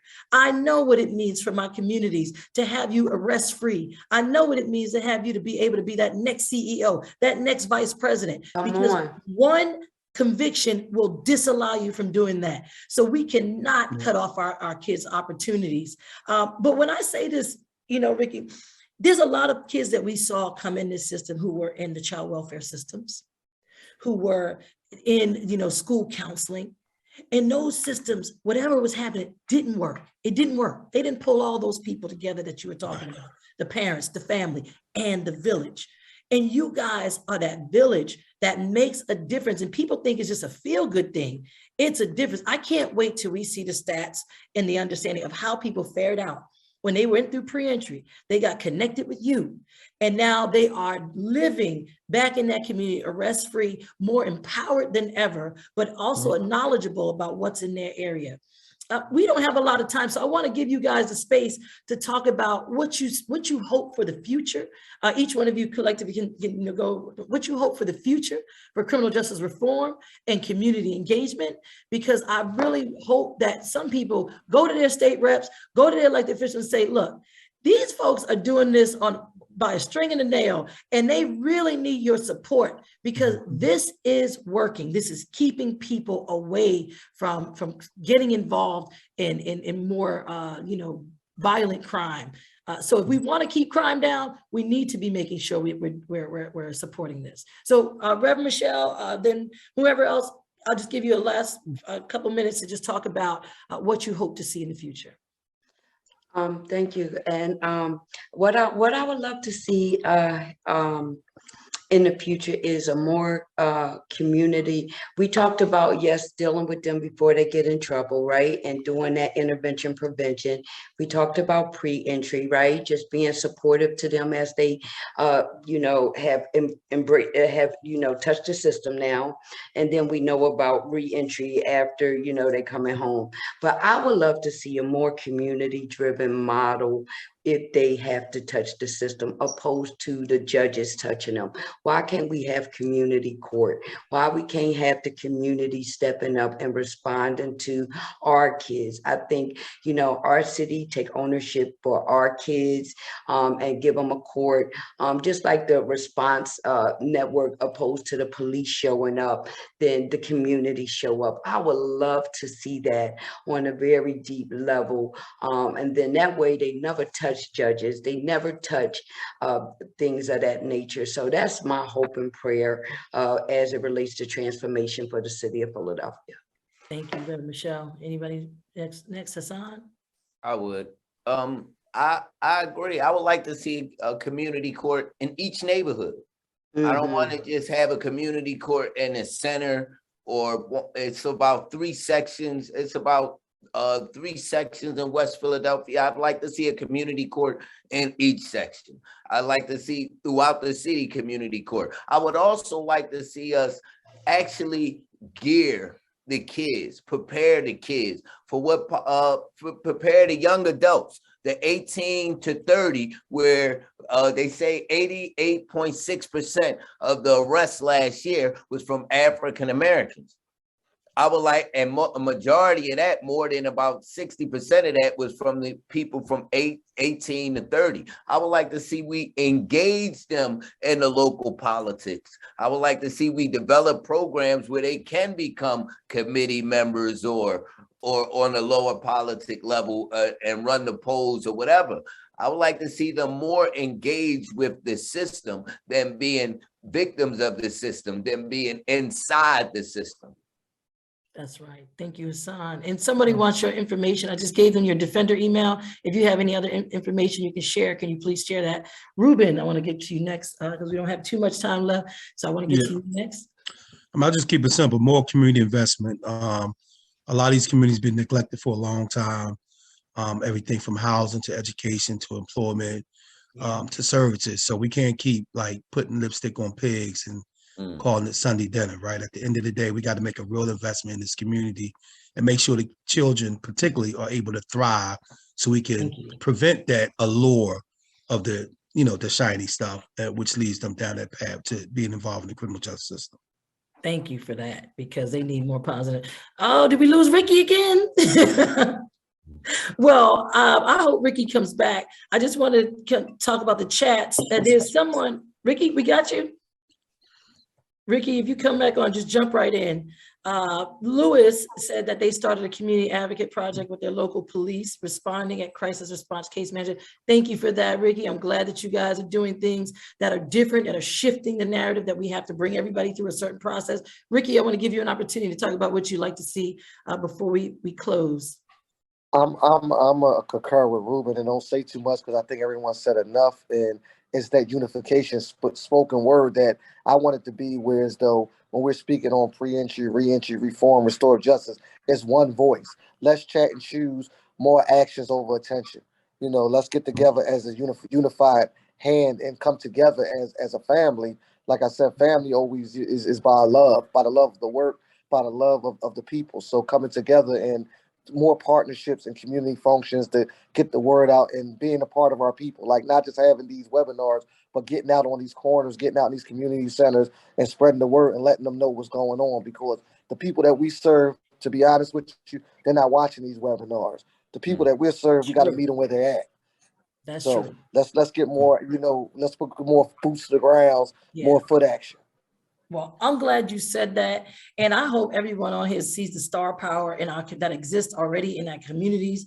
It was the defender's best untapped resource. I'm going to tell you, when I was a young public defender, I would be unstoppable if I had this team with me when I was going through each court case, advocating for my client to be seen as a human being and advocating for fair treatment, fair process for them. This is a game changer that I hope is not going to go anywhere, but is only going to grow. And understanding as well and how impactful it is to everyone. But I need to give a shout out, because as much as I love these folks on the panel and the communities, I need to give a shout out to people that were part of my team in the Defender that helped make sure that the operationalizing the vision was pivotal. And that's Catherine Parker. She was probably one of the best hires I ever had. No, I'm sorry. Hassan, my bad. All is well.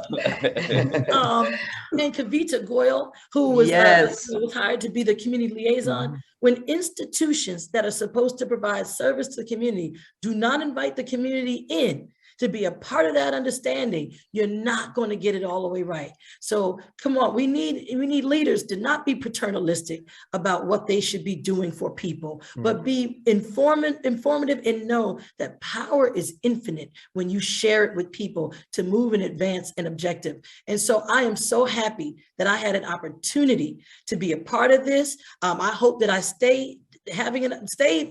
the opportunity is there for me to continue to be a part of this growth and understanding and community. Your voices are going to raise, and the awareness of what you're doing is going to catch on. We're seeing this happen pre-entry. We're pushing this statewide, and it needs to be, because people need the opportunity. And I'd say the system needs to look at bringing people in here with a scalpel, not a net. If you catch everything, you're gonna get everything that shouldn't even be in here either. And so the system has to be more careful with what it does, because the stakes are way too high for people. So thank you again for allowing me to be a part of this panel and a part of this larger movement. And thank you for everything you do. Love you all. Reverend Michelle. Love you. Thank you, guys. All right, peace and blessings. Yes. All right. Kiera and the rest of the panel, thank you for a phenomenal job. I think, I know this was a clear example and demonstration of the power and vision of community. And it is exactly what this Transforming Justice Conference is about. And, as I was listening, I've taken copious notes here and learning from each of you. So I really appreciate the opportunity to sit and do that. One thing that stood out, and Ricky Duncan talked about it, about the people that we're serving are not here on this, and we need to be, out there and be out in the community. That's absolutely right. I would also though underscore the importance of this for us to come together collectively so we all know what each other's doing and we can support one another to be able to go out in the communities and do this work even more and do it even better. So, you definitely have my support, and I think the support of everyone else in this conference today. So thank you. Kiera, thank you for your leadership in this panel, and thank you, panelists, for all the work that you're doing. Now I have the opportunity, the pleasure to actually introduce our keynote speaker. Our keynote speaker is Judith Registry. Judith is an incredible, phenomenal leader who has led on 5 different continents in this world. And she's done work related to narrative justice. So we talked about criminal justice, we talked about restorative justice. Narrative justice is basically making sure that we have a voice, our stories are being told, we're part of the stories that we're telling. All of this that you just heard in this amazing panel is around that work. She did phenomenal work for young women and children across the globe. And again, is just a phenomenal and dynamic leader. So we fortunately had the opportunity for Judith to actually record her keynote earlier this week. So we're going to play that for the group now. Welcome to the 3rd Annual Transformative Justice Conference. Let's all thank Uplift and Chestnut Hill College for hosting this conference. I'm incredibly excited to be with you here today, especially as we're all making time to connect on the extraordinary work that we are doing together. I know your time is precious, and I promise that our time together will not only be meaningful, but also beneficial in many, many ways. Knowing how hard you all work to bring humanity to communities in an effort to transform injustice, I want to offer you some useful tools that you can start using right away. I will also be sharing my experiences in the idea of narrative justice and its transformative power. Social change is a creative project of storytelling, a project that changes hearts, minds, and resources. Every time we tell a story, whether by making a speech or taking a picture with our phone, we are creating. Through this creation process, we discover ourselves, each other, in a world of possibility. Sometimes the stories we tell are the change we make. Throughout this conference and after we all return to our work, I hope you will remember that by creating, we stay hopeful and strong. Let me share a little of my story. I identify as Haitian, American-made, and globally centered. That means I was born in Haiti, but raised and educated in the US. After graduate school, I started working to address issues of human rights, gender, and economics inequality. My work has taken me to some 30 different countries in the Americas, Asia, Africa, the Caribbean, and Europe. I have contributed, designed, and implemented programs to support communities in rebuilding after conflict.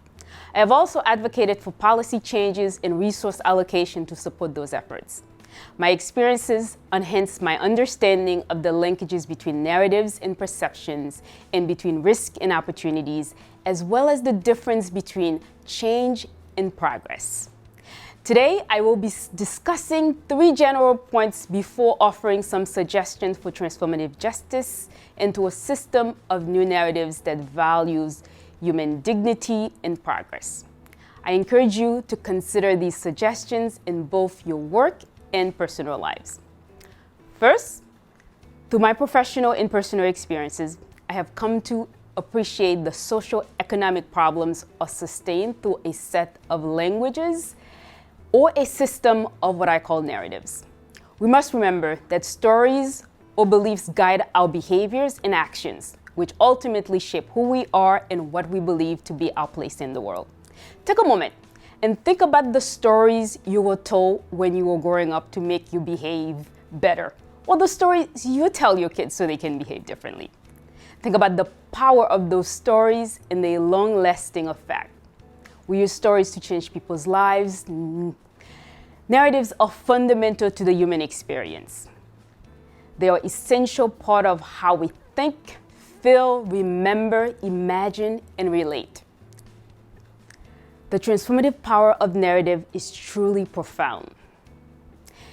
In light of why we have come together today, let's consider this transformative power in the justice system.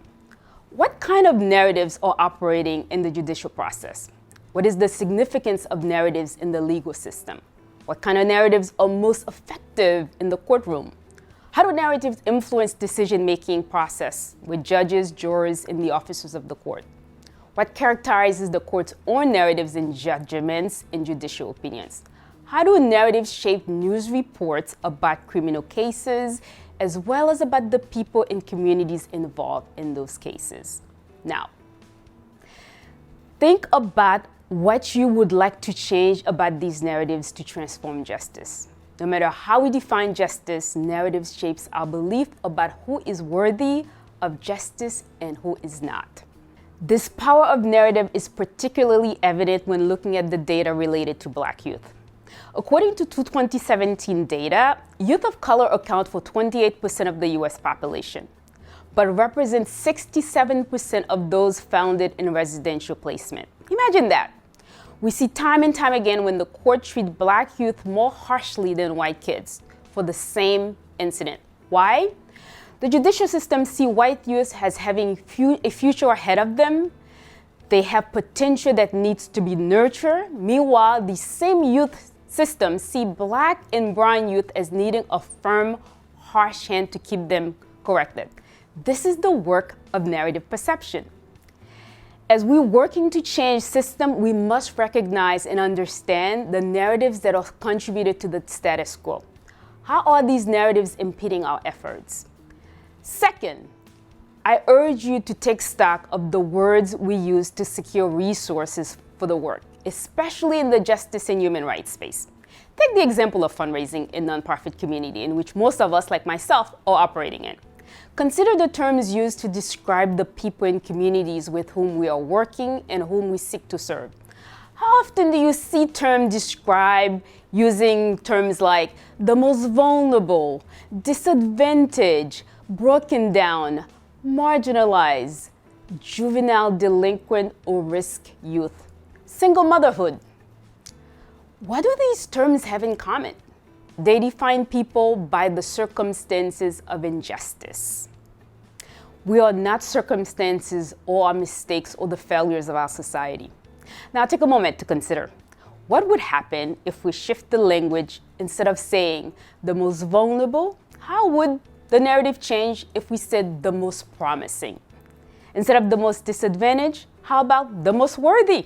Instead of the broken down, we can say the most determined. And instead of marginalized, we can say deserving.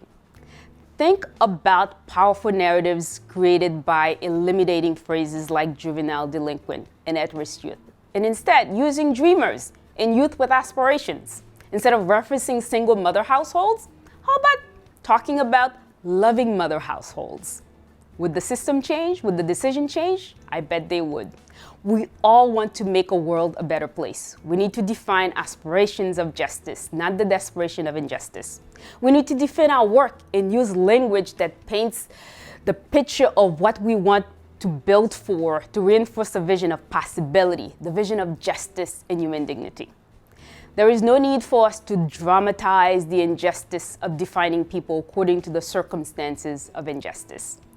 Doing so only reinforces the injustice of our society. To have shame and pity is not the same as having mercy and grace. For those we have pity and see as shameful, we lock them away. For those we give mercy and see worthy of grace, we create opportunity with a second chance. The narrative of who is worthy of dignity already guides our society's moral direction of justice. When we talk about justice in its broadest, most expensive framing, we are also talking about who is worthy of value and consideration for justice. The language that we use affirms who and what is possible. The third point I would like to share with you is about community. In a world where individuality is continually praised and held up as ultimate goal to achieve, the importance of community can get lost or be seen as trivial. In truth, we need both individuality and community in a healthy society. Without inappropriately emphasizing one over the other, relying on individual actions to transform justice to any significant degree without considering the role of the environment in life outcomes is incredibly dangerous. We must work as a collective. We can celebrate resilience as a noble trait, yet resilience includes community. Indeed, individuality cannot be resilient in the absence of a strong community. A young person in a community of support that extends beyond his or her household has greater chance of success in life than one without such a support network. A community of support changes the risk profile of individual with the community. Now, take me for example. I was raised in a household with a loving mother. I grew up in a community that believed in me and my dreams. I attended a Catholic school my sophomore year. Although I wanted to go to college, I was placed in classes that were simply not challenging for me. I reviewed university requirements and realized I was taking the wrong classes. So I went to see my guidance counselor to share with her the vision I had for my life. Her first question was whether my family had money, because as she quickly informed me, I could not go to a four-year college unless I had money. Now, I knew this was not true, but she remained adamant. The following year, I changed high school, and soon I was in college. In making these changes in order to pursue the life I envisioned for myself, I did so because I had a community that believed in me and what was possible for me. I was from a household with a loving and supportive mother. The work we do is about removing systematic obstacles to see human values and realize the potential we each have. We want to help young people realize their gifts and support them in building stronger communities. My guidance counselor saw me as an at-risk youth, but at-risk is not a frame of possibility.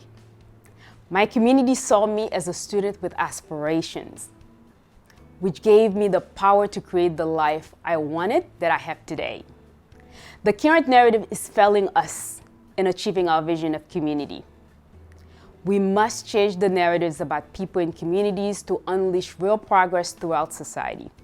We need new stories that define people's aspiration and contribute as well as circumstances of affect those aspirations. All of us need such stories. We don't need to judge ourselves or others on this journey. Because remember how powerful stories are. They are profoundly intuitive and offer us a way to focus in continued advancement by considering the stories of people in community we serve and our choices of words in describing them. Words are not insignificant. Words, beliefs hold great power. It's time for us to harness that power. Engaging with others means believing the vision they have for themselves. Therefore, I want to challenge everyone to continue transforming justice through the lens of narratives. I know each one of us care and feels a deep sense of accountability to make a difference in the world around us. What if that difference is as simple as changing our language and offering those around us the same gift? What if our words are indeed transformative?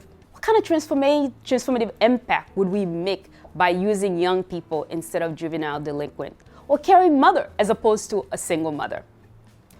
Personally, I practice the art of narrative transformation every day. In my communication with others, I practice listening to hear both their words and sense their energies. I believe communities are powerful and have built a community in which I can be a light and offer others a light as well. We need each other's humanity to remind us of our own. I also practice narrative justice in how I refer to myself in my communication with myself. In my daily meditation or prayers, I employ language that favors me and those around me. When I make a mistake, I don't punish myself. I give myself grace and remind myself what I can do the next time I find myself in a similar situation. Words have power. Words are power. I encourage you to take small daily incremental actions to transform your words. Use your words to transform justice. You are a doer, you are a builder, you are a transformer. You speak justice in the everyday to society to create a better place for everyone. Through narratives, we discover ourselves and each other, creating a vision of what we can do together. Use a narrative to transform justice, and our vision of community is not magic. It is neither easy nor fast, but it is deeply effective. Most importantly, it is possible. Thank you.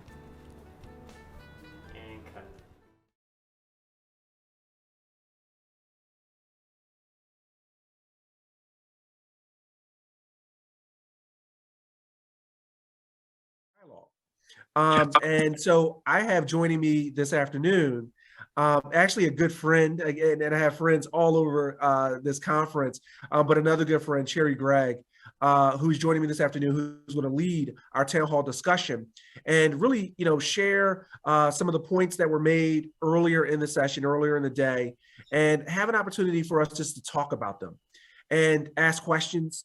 We still have some of the panelists left. We have individuals that led the breakout sessions that are here. And so, we really just want to engage in dialogue with everyone. And, at the latter part of this afternoon to see where we go. And then get your feedback on where we go and your thoughts and ideas, because a lot was thrown out. And we appreciate you sitting here listening. And now we want to get your thoughts and figure out what's on your mind. So without further ado, I'm going to turn it over to Cherry. Cherry, thank you for being here this afternoon. Thank you, Atif, for having me. I'm sorry I couldn't spend the morning with you all, but I hear that you had some powerful conversations and exchanges of information. Shout out to all the speakers from today. I see Kiera there. I see Reuben. I understand Dorothy Johnson, Spite, Latrista Webb, all of you all were leading breakout sessions. And so I just wanted this is a safe space for us to kind of process all the things that you learned. I got a download and there was so much to take in. And so this is our opportunity as a group to kind of process some of the new ideas, reevaluate some of the things we thought we knew through a new lens, and just sort of bounce these topics off of each other. And so the way we're going to do this is because we reformat it so that now we can see each other and you can unmute yourself and we can talk back and forth. And so I want to throw out a first question because we want to talk about the issue of safety. All of us may feel a little bit different about what that means. And you can either use the chat, you can use your raising of the hand feature, but I wanted to kind of start it off by talking about what safety means to you. Some people, like to have police all around. Some people don't.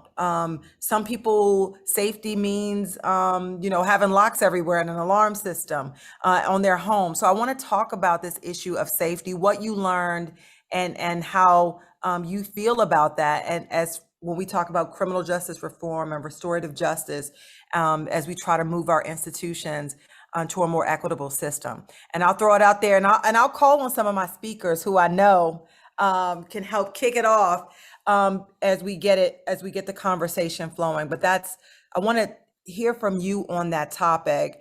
Did you learn anything new about what safety means? I didn't learn anything in particular about what safety means, but when I think about safety, I think about being able to trust my neighbor and to seeing being able to walk downtown or whatever and having someone, no matter what they look like, race, ethnicity, etc., but knowing that we're going to look out for each other and we're not going to let any injustice happen right in front of us, for the plain point that we're human and we live in this congregation together. So we gotta maintain our environment. Mm-hmm. So what does safety look like? I'll throw Kiera over there. You're looking very engaged, Kiera. When you think of, you worked in this system for so long, just to give you guys some ideas and kind of get the conversation flowing, what does it look like for you? Or what do you think it should look like? Yeah, well, I'll tell you what it doesn't look like first. It's when I get plucked out of my community and put into a system where I am misunderstood, mischaracterized, and maybe unfairly processed. I don't feel safe. When I'm driving down the road and because of my color or complexion, I am pulled over and I am searched, I don't feel safe. And so when things like that stop based on just the mere fact that people can use bias assumptions and do things that make me seem disposable in my own community, until that happens, until that there are people that are not able to be politically used as pawns and people who are in charge don't do the politically expedient thing, but the right thing, I will not feel safe. Anybody else? Right ahead. Yeah. You know, it's so funny as I was listening here today, and I lived in DC. I grew up in Trenton in New Jersey, and I'm spending some time in Hilton Head right now. And I don't see police around.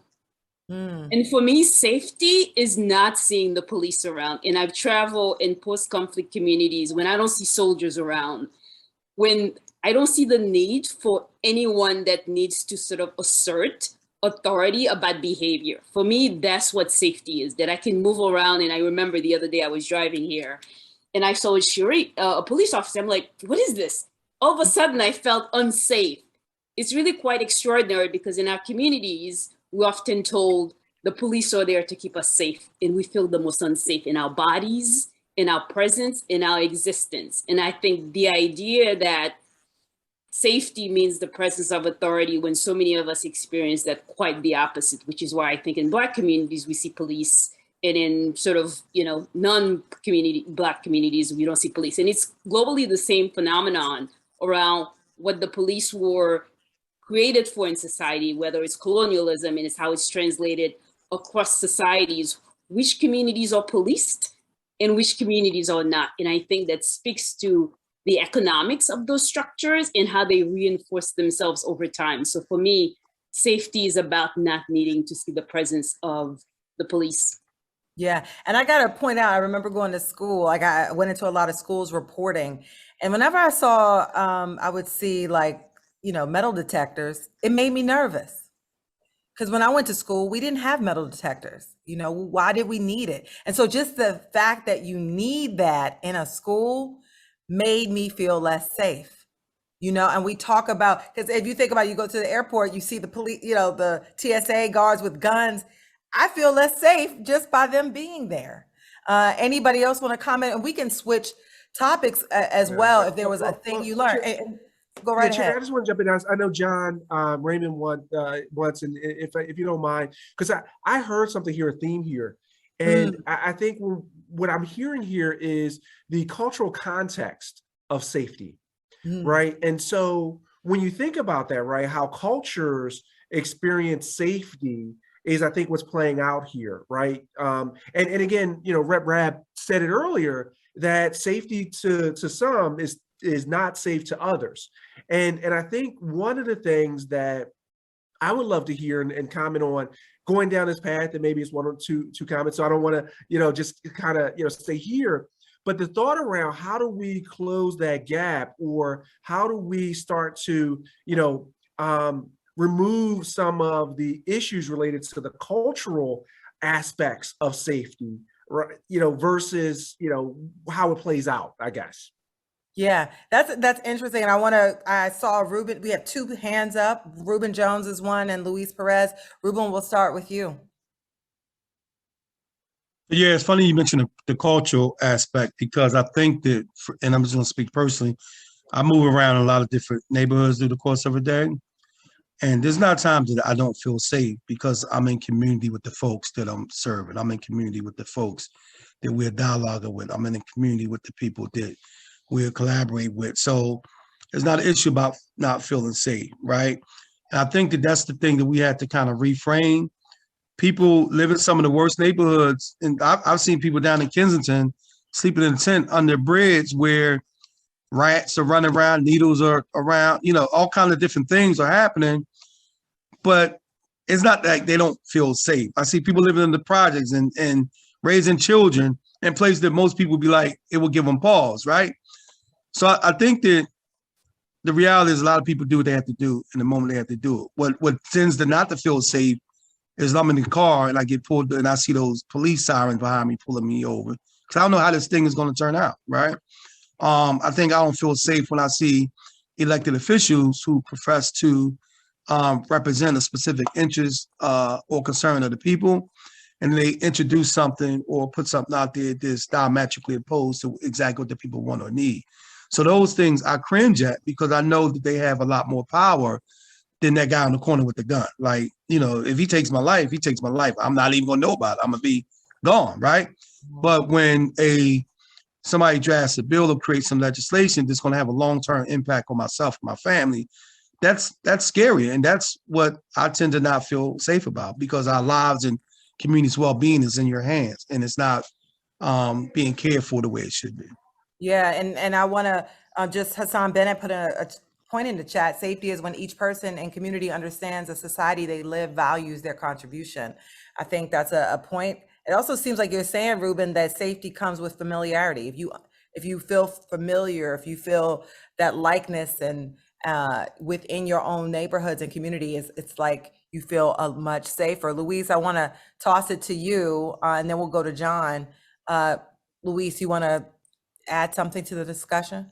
Yes, how you doing all? I mean, this has been an incredible presentation all morning. I know I have a lot of our local individuals here as well. But I myself is what's called quote unquote returning citizen. My first time being ever exposed to police or handcuffs, I was 10 years old. My dad was an addict and of course used to sell drugs, and that became where he utilized myself and my siblings to be drug mules. And our first time being raided, and I was in handcuffs at 10 years old. And then, of course, that just escalated. My first time being into a fight at 14, I was arrested. By 16, defending my girlfriend again, was arrested, and I was considered a menace. So, at this time, it was just like downhill from there. I was on probation from the time that I was 16 till I was about 26.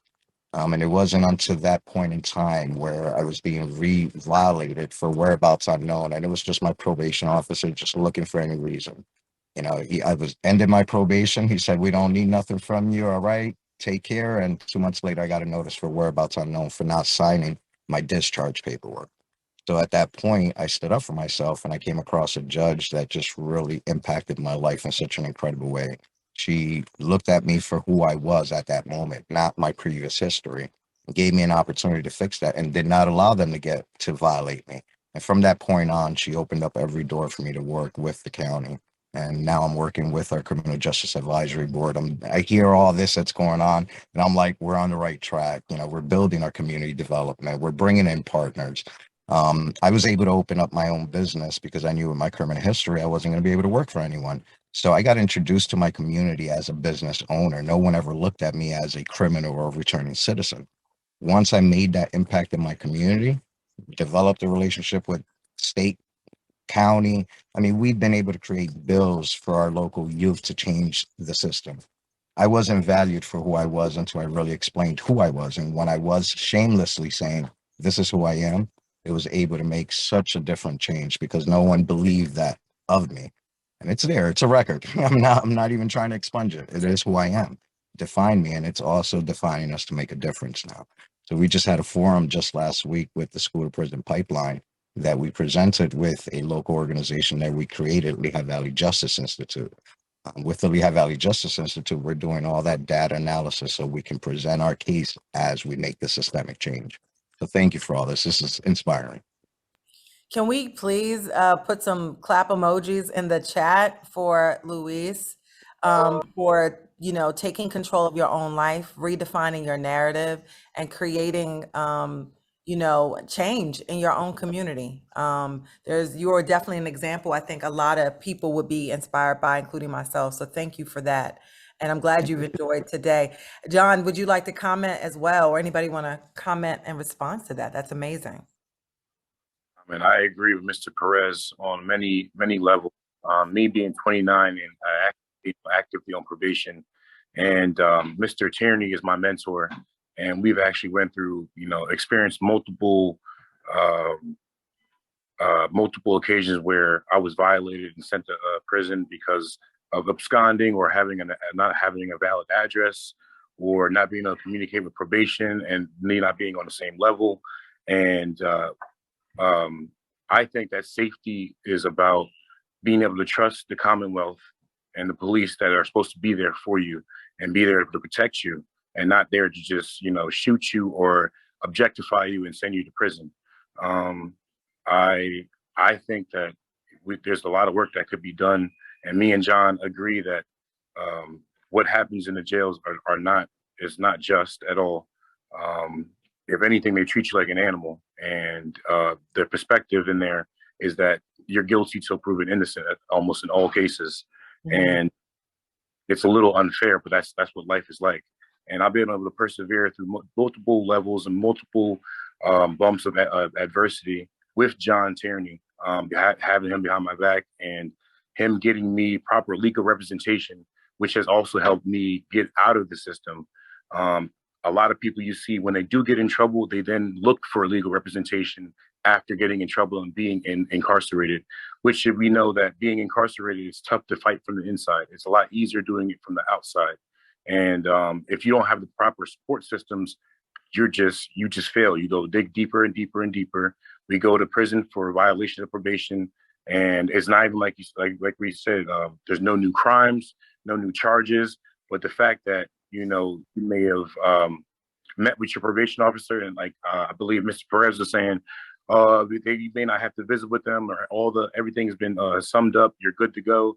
But then you get a bench warrant or arrest warrant and you go to jail and you don't know why. And you sit there for a few months and then you become institutionalized. When you come out, you see what happens inside, and it's not like regular civilization.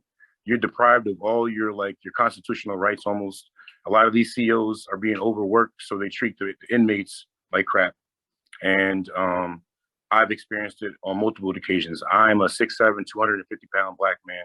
I played college Division I sports at Syracuse. I played football, and I have to be careful where I am, what I'm doing, who I'm with, and be very careful. I have to be very diligent with what I'm doing at all times because there's always eyes on me. And John can attest for this, that the system is messed up. There's a lot of flaws in the judicial system. I used to live in Camden County with one of my teammates from Syracuse, and I know that they had got a new commissioner. They changed the entire police force. They were teaching those cops to not use their gun and use the taser. And it takes the trickle down effect from up top for things to actually change. And you need to see the foot soldiers, put it into effect, and so that our youth and everyone should be able to approach a police officer. I live on Germantown Ave in Germantown, and cops, they're not getting out of the car to talk to anybody. They're not doing anything with the youth, and I'm at risk. 29 years old, and I still feel like I'm at risk. I have a son. He's mixed white and Black, and I always fear for his safety as well. Because as an African American, we're always subject to pullovers and searches, and I think unconstitutionally, it's just messed up. Yeah, thank you for that, John. I mean, I think you think about safety in the context of the body that you exist in. Because as a 6'7" Black man, right? Some people see you and they feel unsafe, and so that in of itself compromises your safety.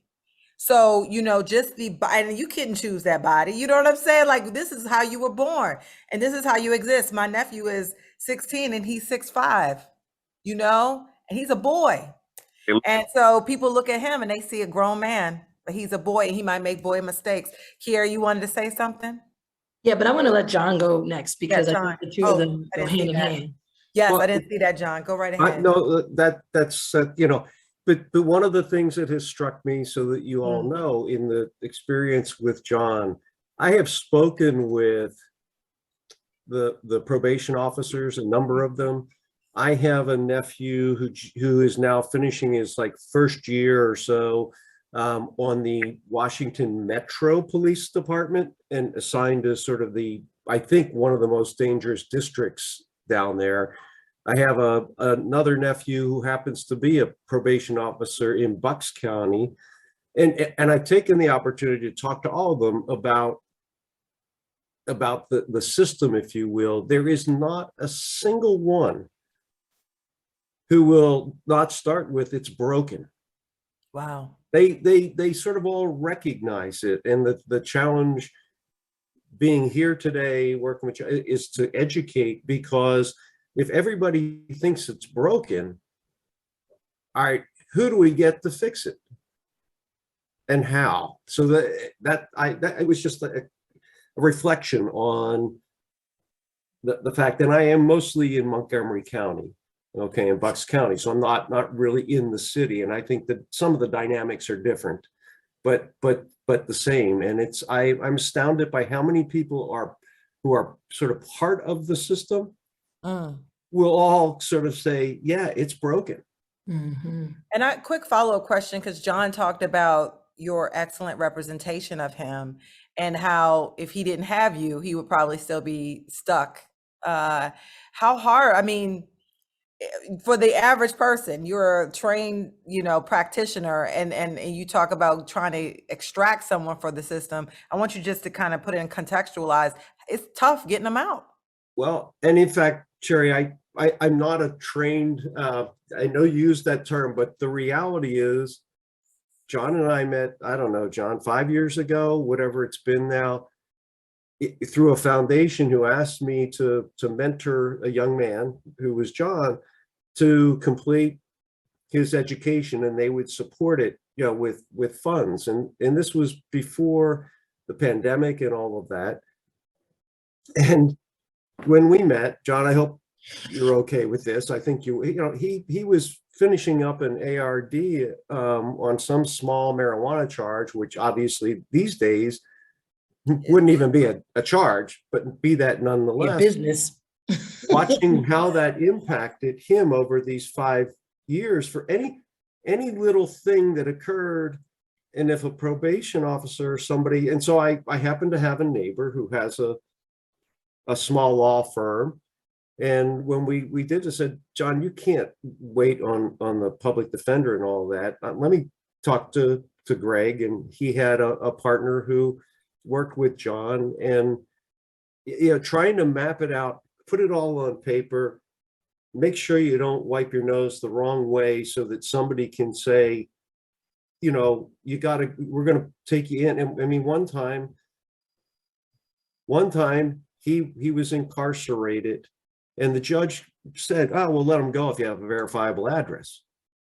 Well, he didn't have one. And so then as you're talking through, like, well, I'm sorry for the language. How the hell is he going to find one if he can't even, he can't Get do out, it while he's incarcerated. And none of this had anything to do with any sort of similar serious criminal activity. And you just project that. And then I also looked up some statistics.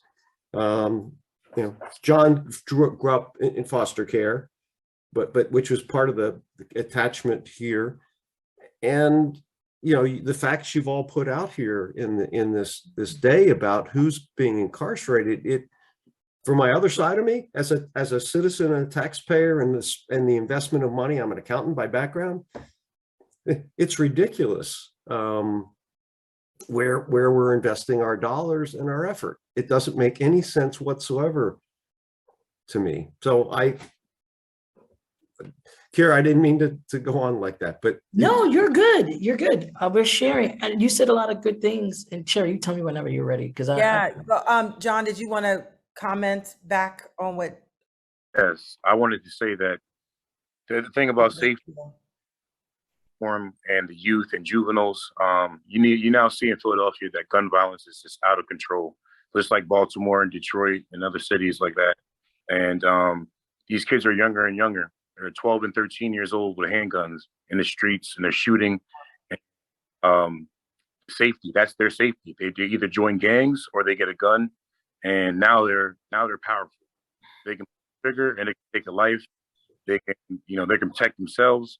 They don't rely on the police. They don't, if there was a break-in and someone got shot, the reaction, the police, by the time they get there, the criminal the criminal's gone. He's not even there. They're not catching the person. Now the person's fearing for their life. Now they go buy a gun. The gun's in the house. I mean, maybe it's not locked up and it's not safe. And maybe the kids are playing with the guns. The kids see the parents with the guns, or you got young parents too, parents that are 16, 15, 17 years old. And what are they to do if they can't trust the police, or they can't rely on, their local, like I said, Commonwealth to protect them? The Commonwealth, but the bad thing about being the Commonwealth state is that this probation is terrible. It's like a cycle. You get out, you get, absconding for changing your address and not telling someone, changing your job and not telling someone, you miss a meeting, or some of these guys that are doing drugs, they have a hot urine, and the probation officer says, oh, it's okay, we'll be all right, you can stay out. But then they arrest them, and now they're in, and they don't have a verifiable address. So it's a whole cluster of things that factor in to keep you in the system. And it feels like when you get out, they have no other option in their mindset is to get back to selling drugs, get back to getting a gun in my hand, get back to the corner. But when you go to jail, the corner is not there for you. Those people that, provide the drugs, provide the guns, they don't support you in there. They're not calling you. They're not sending you letters. So you feel alone. You become institutionalized. It's a psyche thing. You get out and what are you to do? What do you know best? What are you good at? And when I was in there, I was telling kids, I'm like, listen, I played college football. I've played at the elite level. I've had opportunities that a lot of people haven't had. I've had some great experiences. I've had a second chance at life. I want you guys to be like me. I want you to get out and move away from Philadelphia. There's nothing here for you but crime. And they say, if I don't get let out at this certain time, I'm going to go right back to the streets and I'm going to sell the drugs. I'm going to get a gun. I'm going to do what I did. You're going to end up in the same exact place in front of the same judge. And they're going to be like, why should I give this guy a chance? Yeah. Thank you, John. Thank you. And I'm going to jump over here because we only have a few more minutes before we wrap up. But thank you so much for that comment towards that statement. Yeah, right ahead. Go right ahead. I wanted to mention that I believe that these young boys are really trying to express themselves, and due to a lack of opportunity to get involved in ways in which they can be highlighted and celebrated, are putting them in these small clusters that are influenced by very negative outliers. They're just influenced in wrong ways. So, it's something that we all have to contribute. But I think that if these young boys were in environments where they can get involved, I don't want to repeat myself, in ways to be celebrated, awarded, and to gain that confidence that comes with being a young man going into manhood, I think we'll be way better off. One of the interesting things they talked about with education is middle school. Those years when you go from 6th, 7th, 8th, those years are critical for young people. And it's almost like a deciding factor a lot of times on which direction, and people need to love on them in those critical years. Kiera. Yeah. Sorry. Yeah, I was listening. Just lot to take in. I know, right? So wait, I wanted to pick up on what John said about in how John Tierney and John Raymond, you guys are great, but how this conference has really come full circle to what he said. So one of the things he said, John was going to court and going into the system for really minor things, but he was being exaggerated and misnarrated as if he were a menace, right? And that allowed people to do what they wanted to do with him. Well, this is what the community has helped us deal with in Philadelphia. Number one, you can't just wait on your public defender to do everything for you. You've got to participate in your own defense. You've got to bring an army of people that understand you and that can force the people in that courtroom to see that your life matters and that you're not disposable. So that's one thing. And community has been pushing and advancing here in Philadelphia. And it's so sad that there's been getting no discussion on all the contributions that they've made for us to get a fairer system. But two, we've got to hold our system accountable. This justice system has yet to atone for all the damage and destruction that it has done to people's lives unnecessarily. Now, there are certain things that have to go through this system. Got it. You're out there killing people. You're out there, robbing people or committing sexual assaults on people. There's a process for that.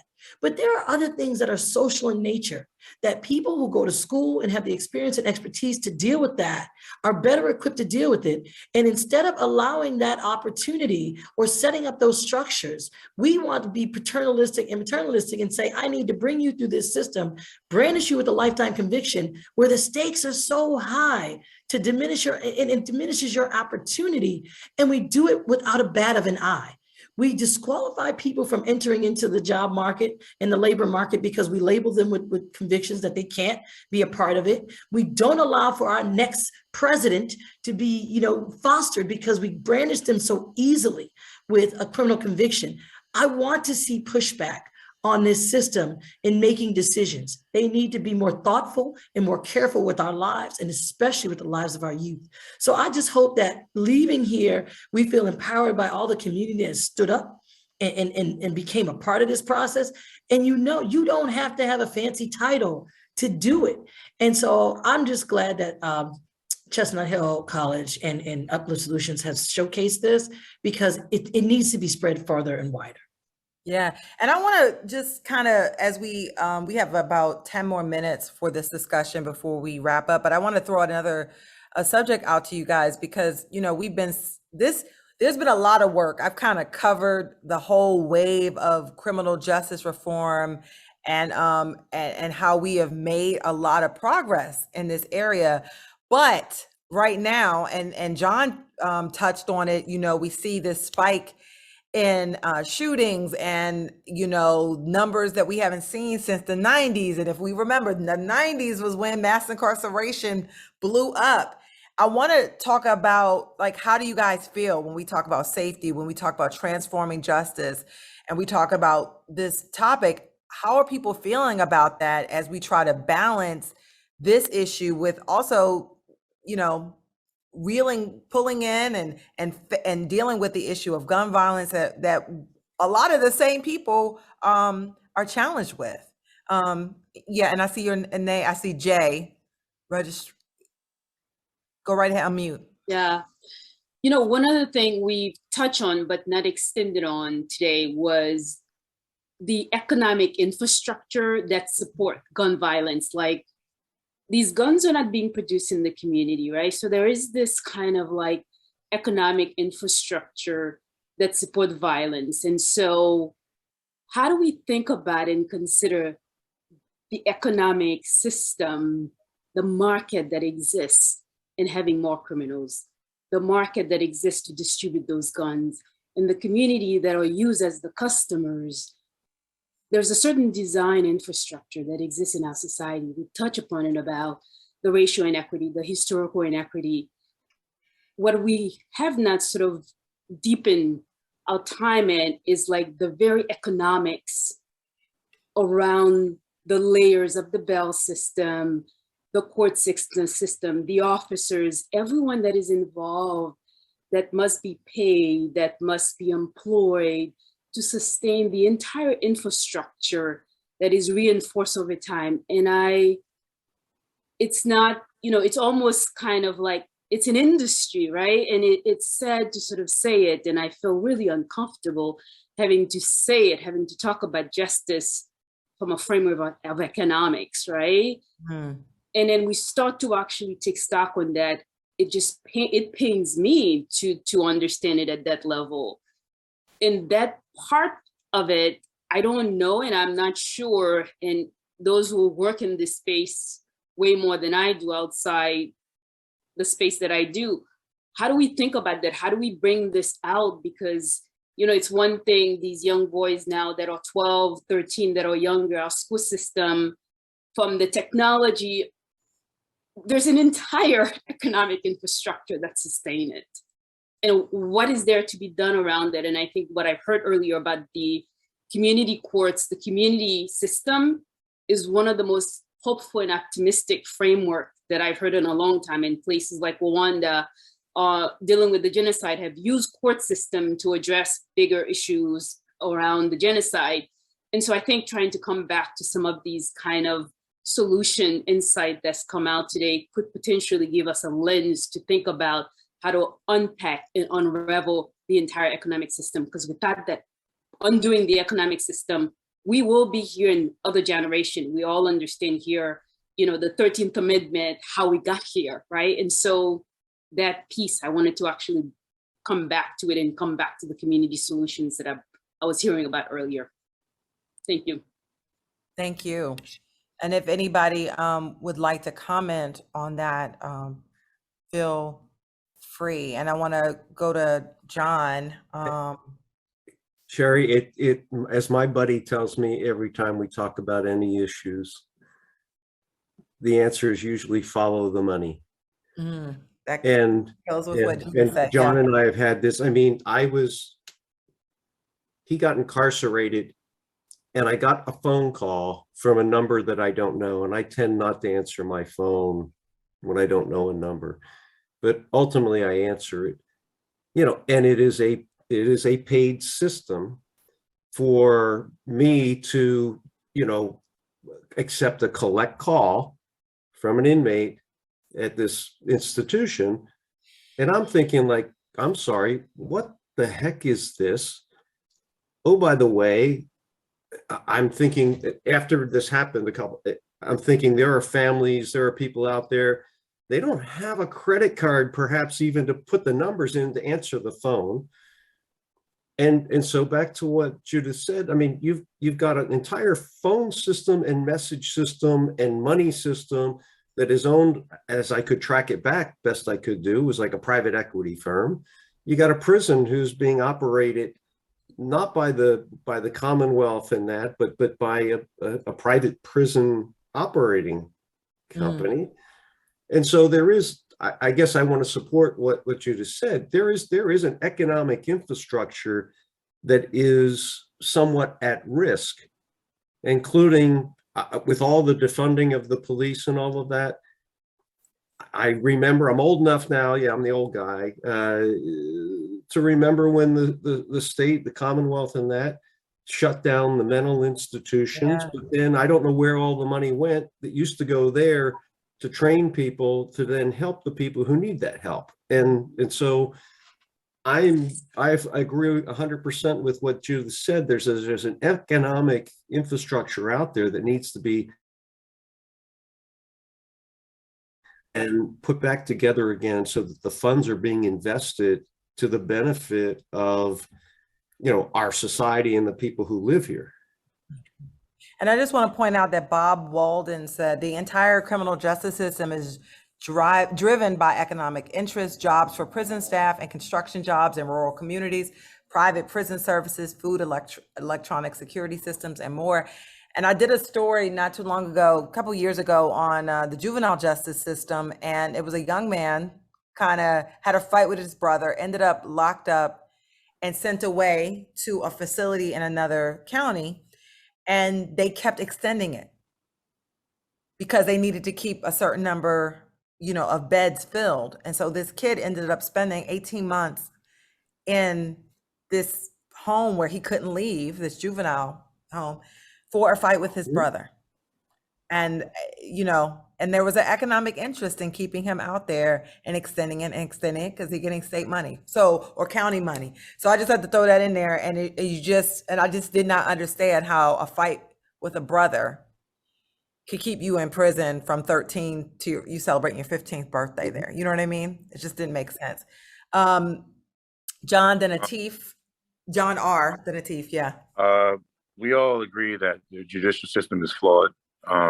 There's so many loopholes. You see guys that commit murders and rapes and other, you know, heinous crimes, they get off free. And the ones that are, you know, committing petty crimes, misdemeanors or whatnot, they're getting sent to jail. And, you know, either they get into fights in jail or they stab someone or they're stealing or they have some kind of misconduct, which keeps them in there longer. And they don't have a verified address, they have nowhere to live. Say, you know, the PFAs have been bigger the past 5 or 10 than ever it has been. And, you know, say a wife or a girlfriend has a PFA and they live together and they go back home. The man goes home just to get clothes, get him his belongings. He's paying the rent, he's on the lease. But the Commonwealth always sides with the child and the woman. And at that point, when you violate a PFA, you get a mandatory 6 months to a year incarceration. And so now that they're incarcerated, they don't have anyone. Say it's the older gentleman. Most of his family's dead, not connected with anyone. He has no funds to make phone calls, no funds to get commissary. He's now confined into a box. He has nowhere to go. And now this person is, and what we were talking about, the defunding the police, that can only work to an extent. You know, we need funding for a lot of these kids for after school programs. Funding the police, I feel like, is every police officer isn't bad. You know, like few that tend to abuse their power, and those are the ones that we fear. And it's unfortunate that when they go through the academy or however they become a cop, you don't know what their intentions are. There's an agenda in some of these police departments. And if it's not for the Commonwealth of the community, then what is it for? Yeah. Who are you protecting? When we see a police car and we see a police on a horse or on a bike, we should feel like we can interact with them. We can go up and ask them a question and they can answer it for us, and we should be safe. When my last incarceration at Dauphin County Prison, there was a gentleman there that was from Philadelphia. He got carjacked at gunpoint, and he had his own gun in the car, but he couldn't get to the gun to protect himself. Got him out of the car, stole his car, drove off. He called the police. The police were asking them weird questions, and they showed up with like four squad cars. They found out he had a arrest warrant for something petty. He had found like an iPhone he wanted to sell off that was someone else's, and he ended up returning it to the owner. Anyway, he ended up getting the arrest warrant for that. They arrested him and sent him to Dauphin County Prison after he just got carjacked at gunpoint. And so it's just yeah. that, and he doesn't know when he's going to go before the judge. And if he doesn't have any communication on the outside, you're just stuck there. And I found out that this Harrisburg prison is way worse than Bucks County, way worse. It is just so far behind on technology, education, mental health, physical health. I unfortunately am a diabetic, and I have had my big toe amputated, and I just had my pinky toe amputated. And I was in Dauphin County Prison while I had my pinky toe still was on my foot, but I needed proper, podiatry care. They're not licensed to do that. They aren't certified to do that. So they do what they can, but it's not enough. And so while all of my healthcare went backwards. I take medication. And John, I don't want to cut you off because I know you're dealing with a lot, but we literally have just a few minutes. But I think everything that John is saying here kind of underscores what we it's not safe. I mean, being incarcerated, being in the system is not safe. And we definitely need to fix this system. And the question is how, and we have less than 2 minutes in this before we have to close. So I want to give Atif and Latrista a chance to make the final comments. Yeah, now I'll make comments at the end and close this out. So I'll actually defer to Latrista so we can get Latrista's comments in, and then after Latrista, I would invite Sister Kathy to make comments, and then mine are really, really short. So I'll invite Sister Kathy, and then I'll close this out. I just had to make sure I wasn't muted. It just wouldn't be me if I didn't mention, because I keep hearing about our young boys and our young men, but we can't forget about our women, our young girls who commit crime, whether it's because they think it's cute, because they think the boy is cute, whatever reason they choose. And so they also need and deserve support. They also need and deserve programming. And we can't forget women who are being incarcerated at higher rates than ever before. So I just want to make sure that they are never left out of any conversation that I am a part of. So I heard a lot of talk about men and boys, and it doesn't seem as if there was any formerly incarcerated women or justice impacted women or if there were, they didn't get the opportunity to share their story. So I want to make sure that they're not left out. And then I guess it's a good sum up. I think that it's important when we talk about all of these things that we always have action items, right? So this conversation is great, and it's great to sit amongst people who do the work. But no offense, the people who do the work don't matter. The people who need the workers are the ones that matter. So that people get involved in community organizations that are out there really doing the work on the front line and putting themselves out there day after day. I always say there is no award or reward for this, but to know that you helped somebody, right?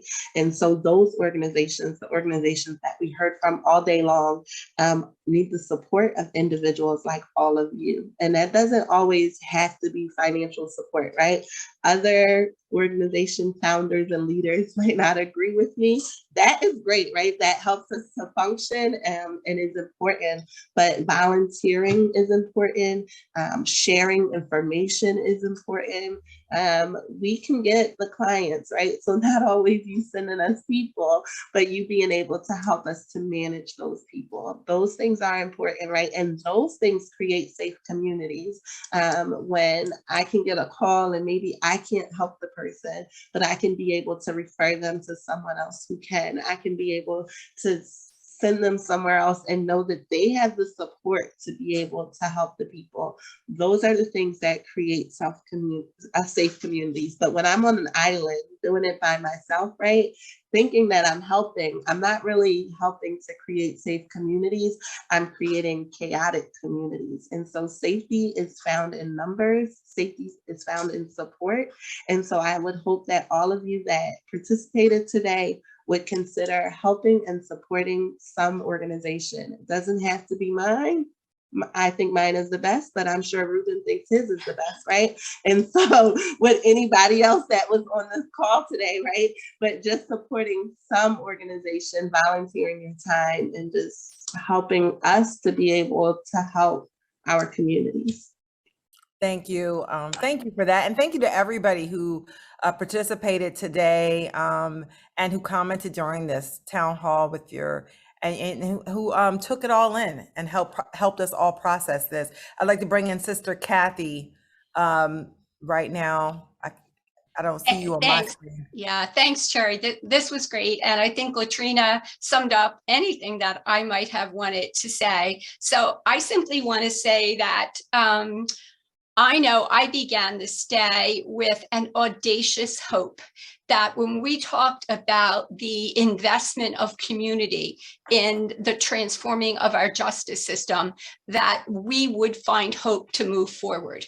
And I know that the word for today is phenomenal. How many times did we hear that word? And so it was absolutely phenomenal. And my greatest desire is that in moving forward, even as we plan a next Transforming Justice conference, that we will be building on what today offered us. It was such a learning opportunity to know the way community is invested in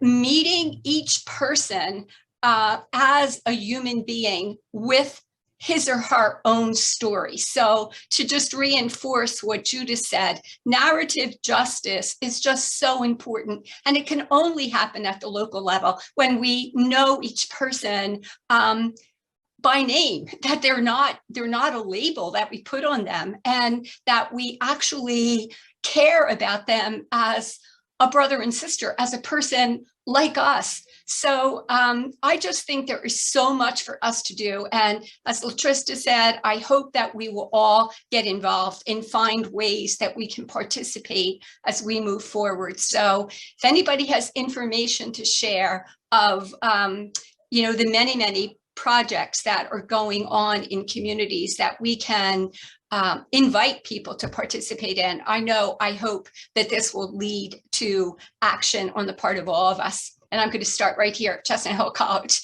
So we may be on the sidelines, but hopefully we're invested in making a difference for everyone on the front lines so that we can become one body working together. So thank you so much.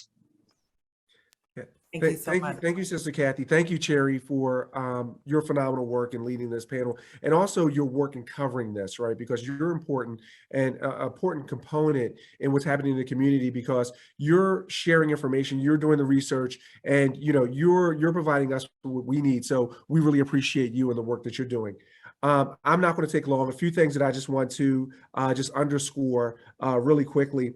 And, one of the big things was, again, what Sister Kathy talked about was the narrative justice, and making sure that we're telling the right stories to ourselves, and telling the right stories outwardly, making sure we involve those that we're telling the stories about, and making sure that we take an asset-based approach versus a deficit-based approach.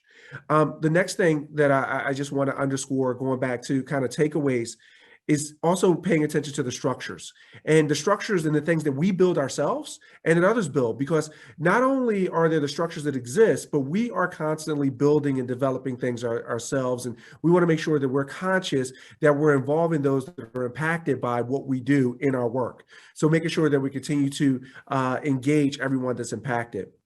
I was going to make one comment earlier, and John T. So this is John Tierney. I'll just mention this because we talked about, and it started with Judith talking about the economic structures of it all. And while we talked about the economics of the criminal justice system, I would also want to remind us that it's also the economics of capitalism.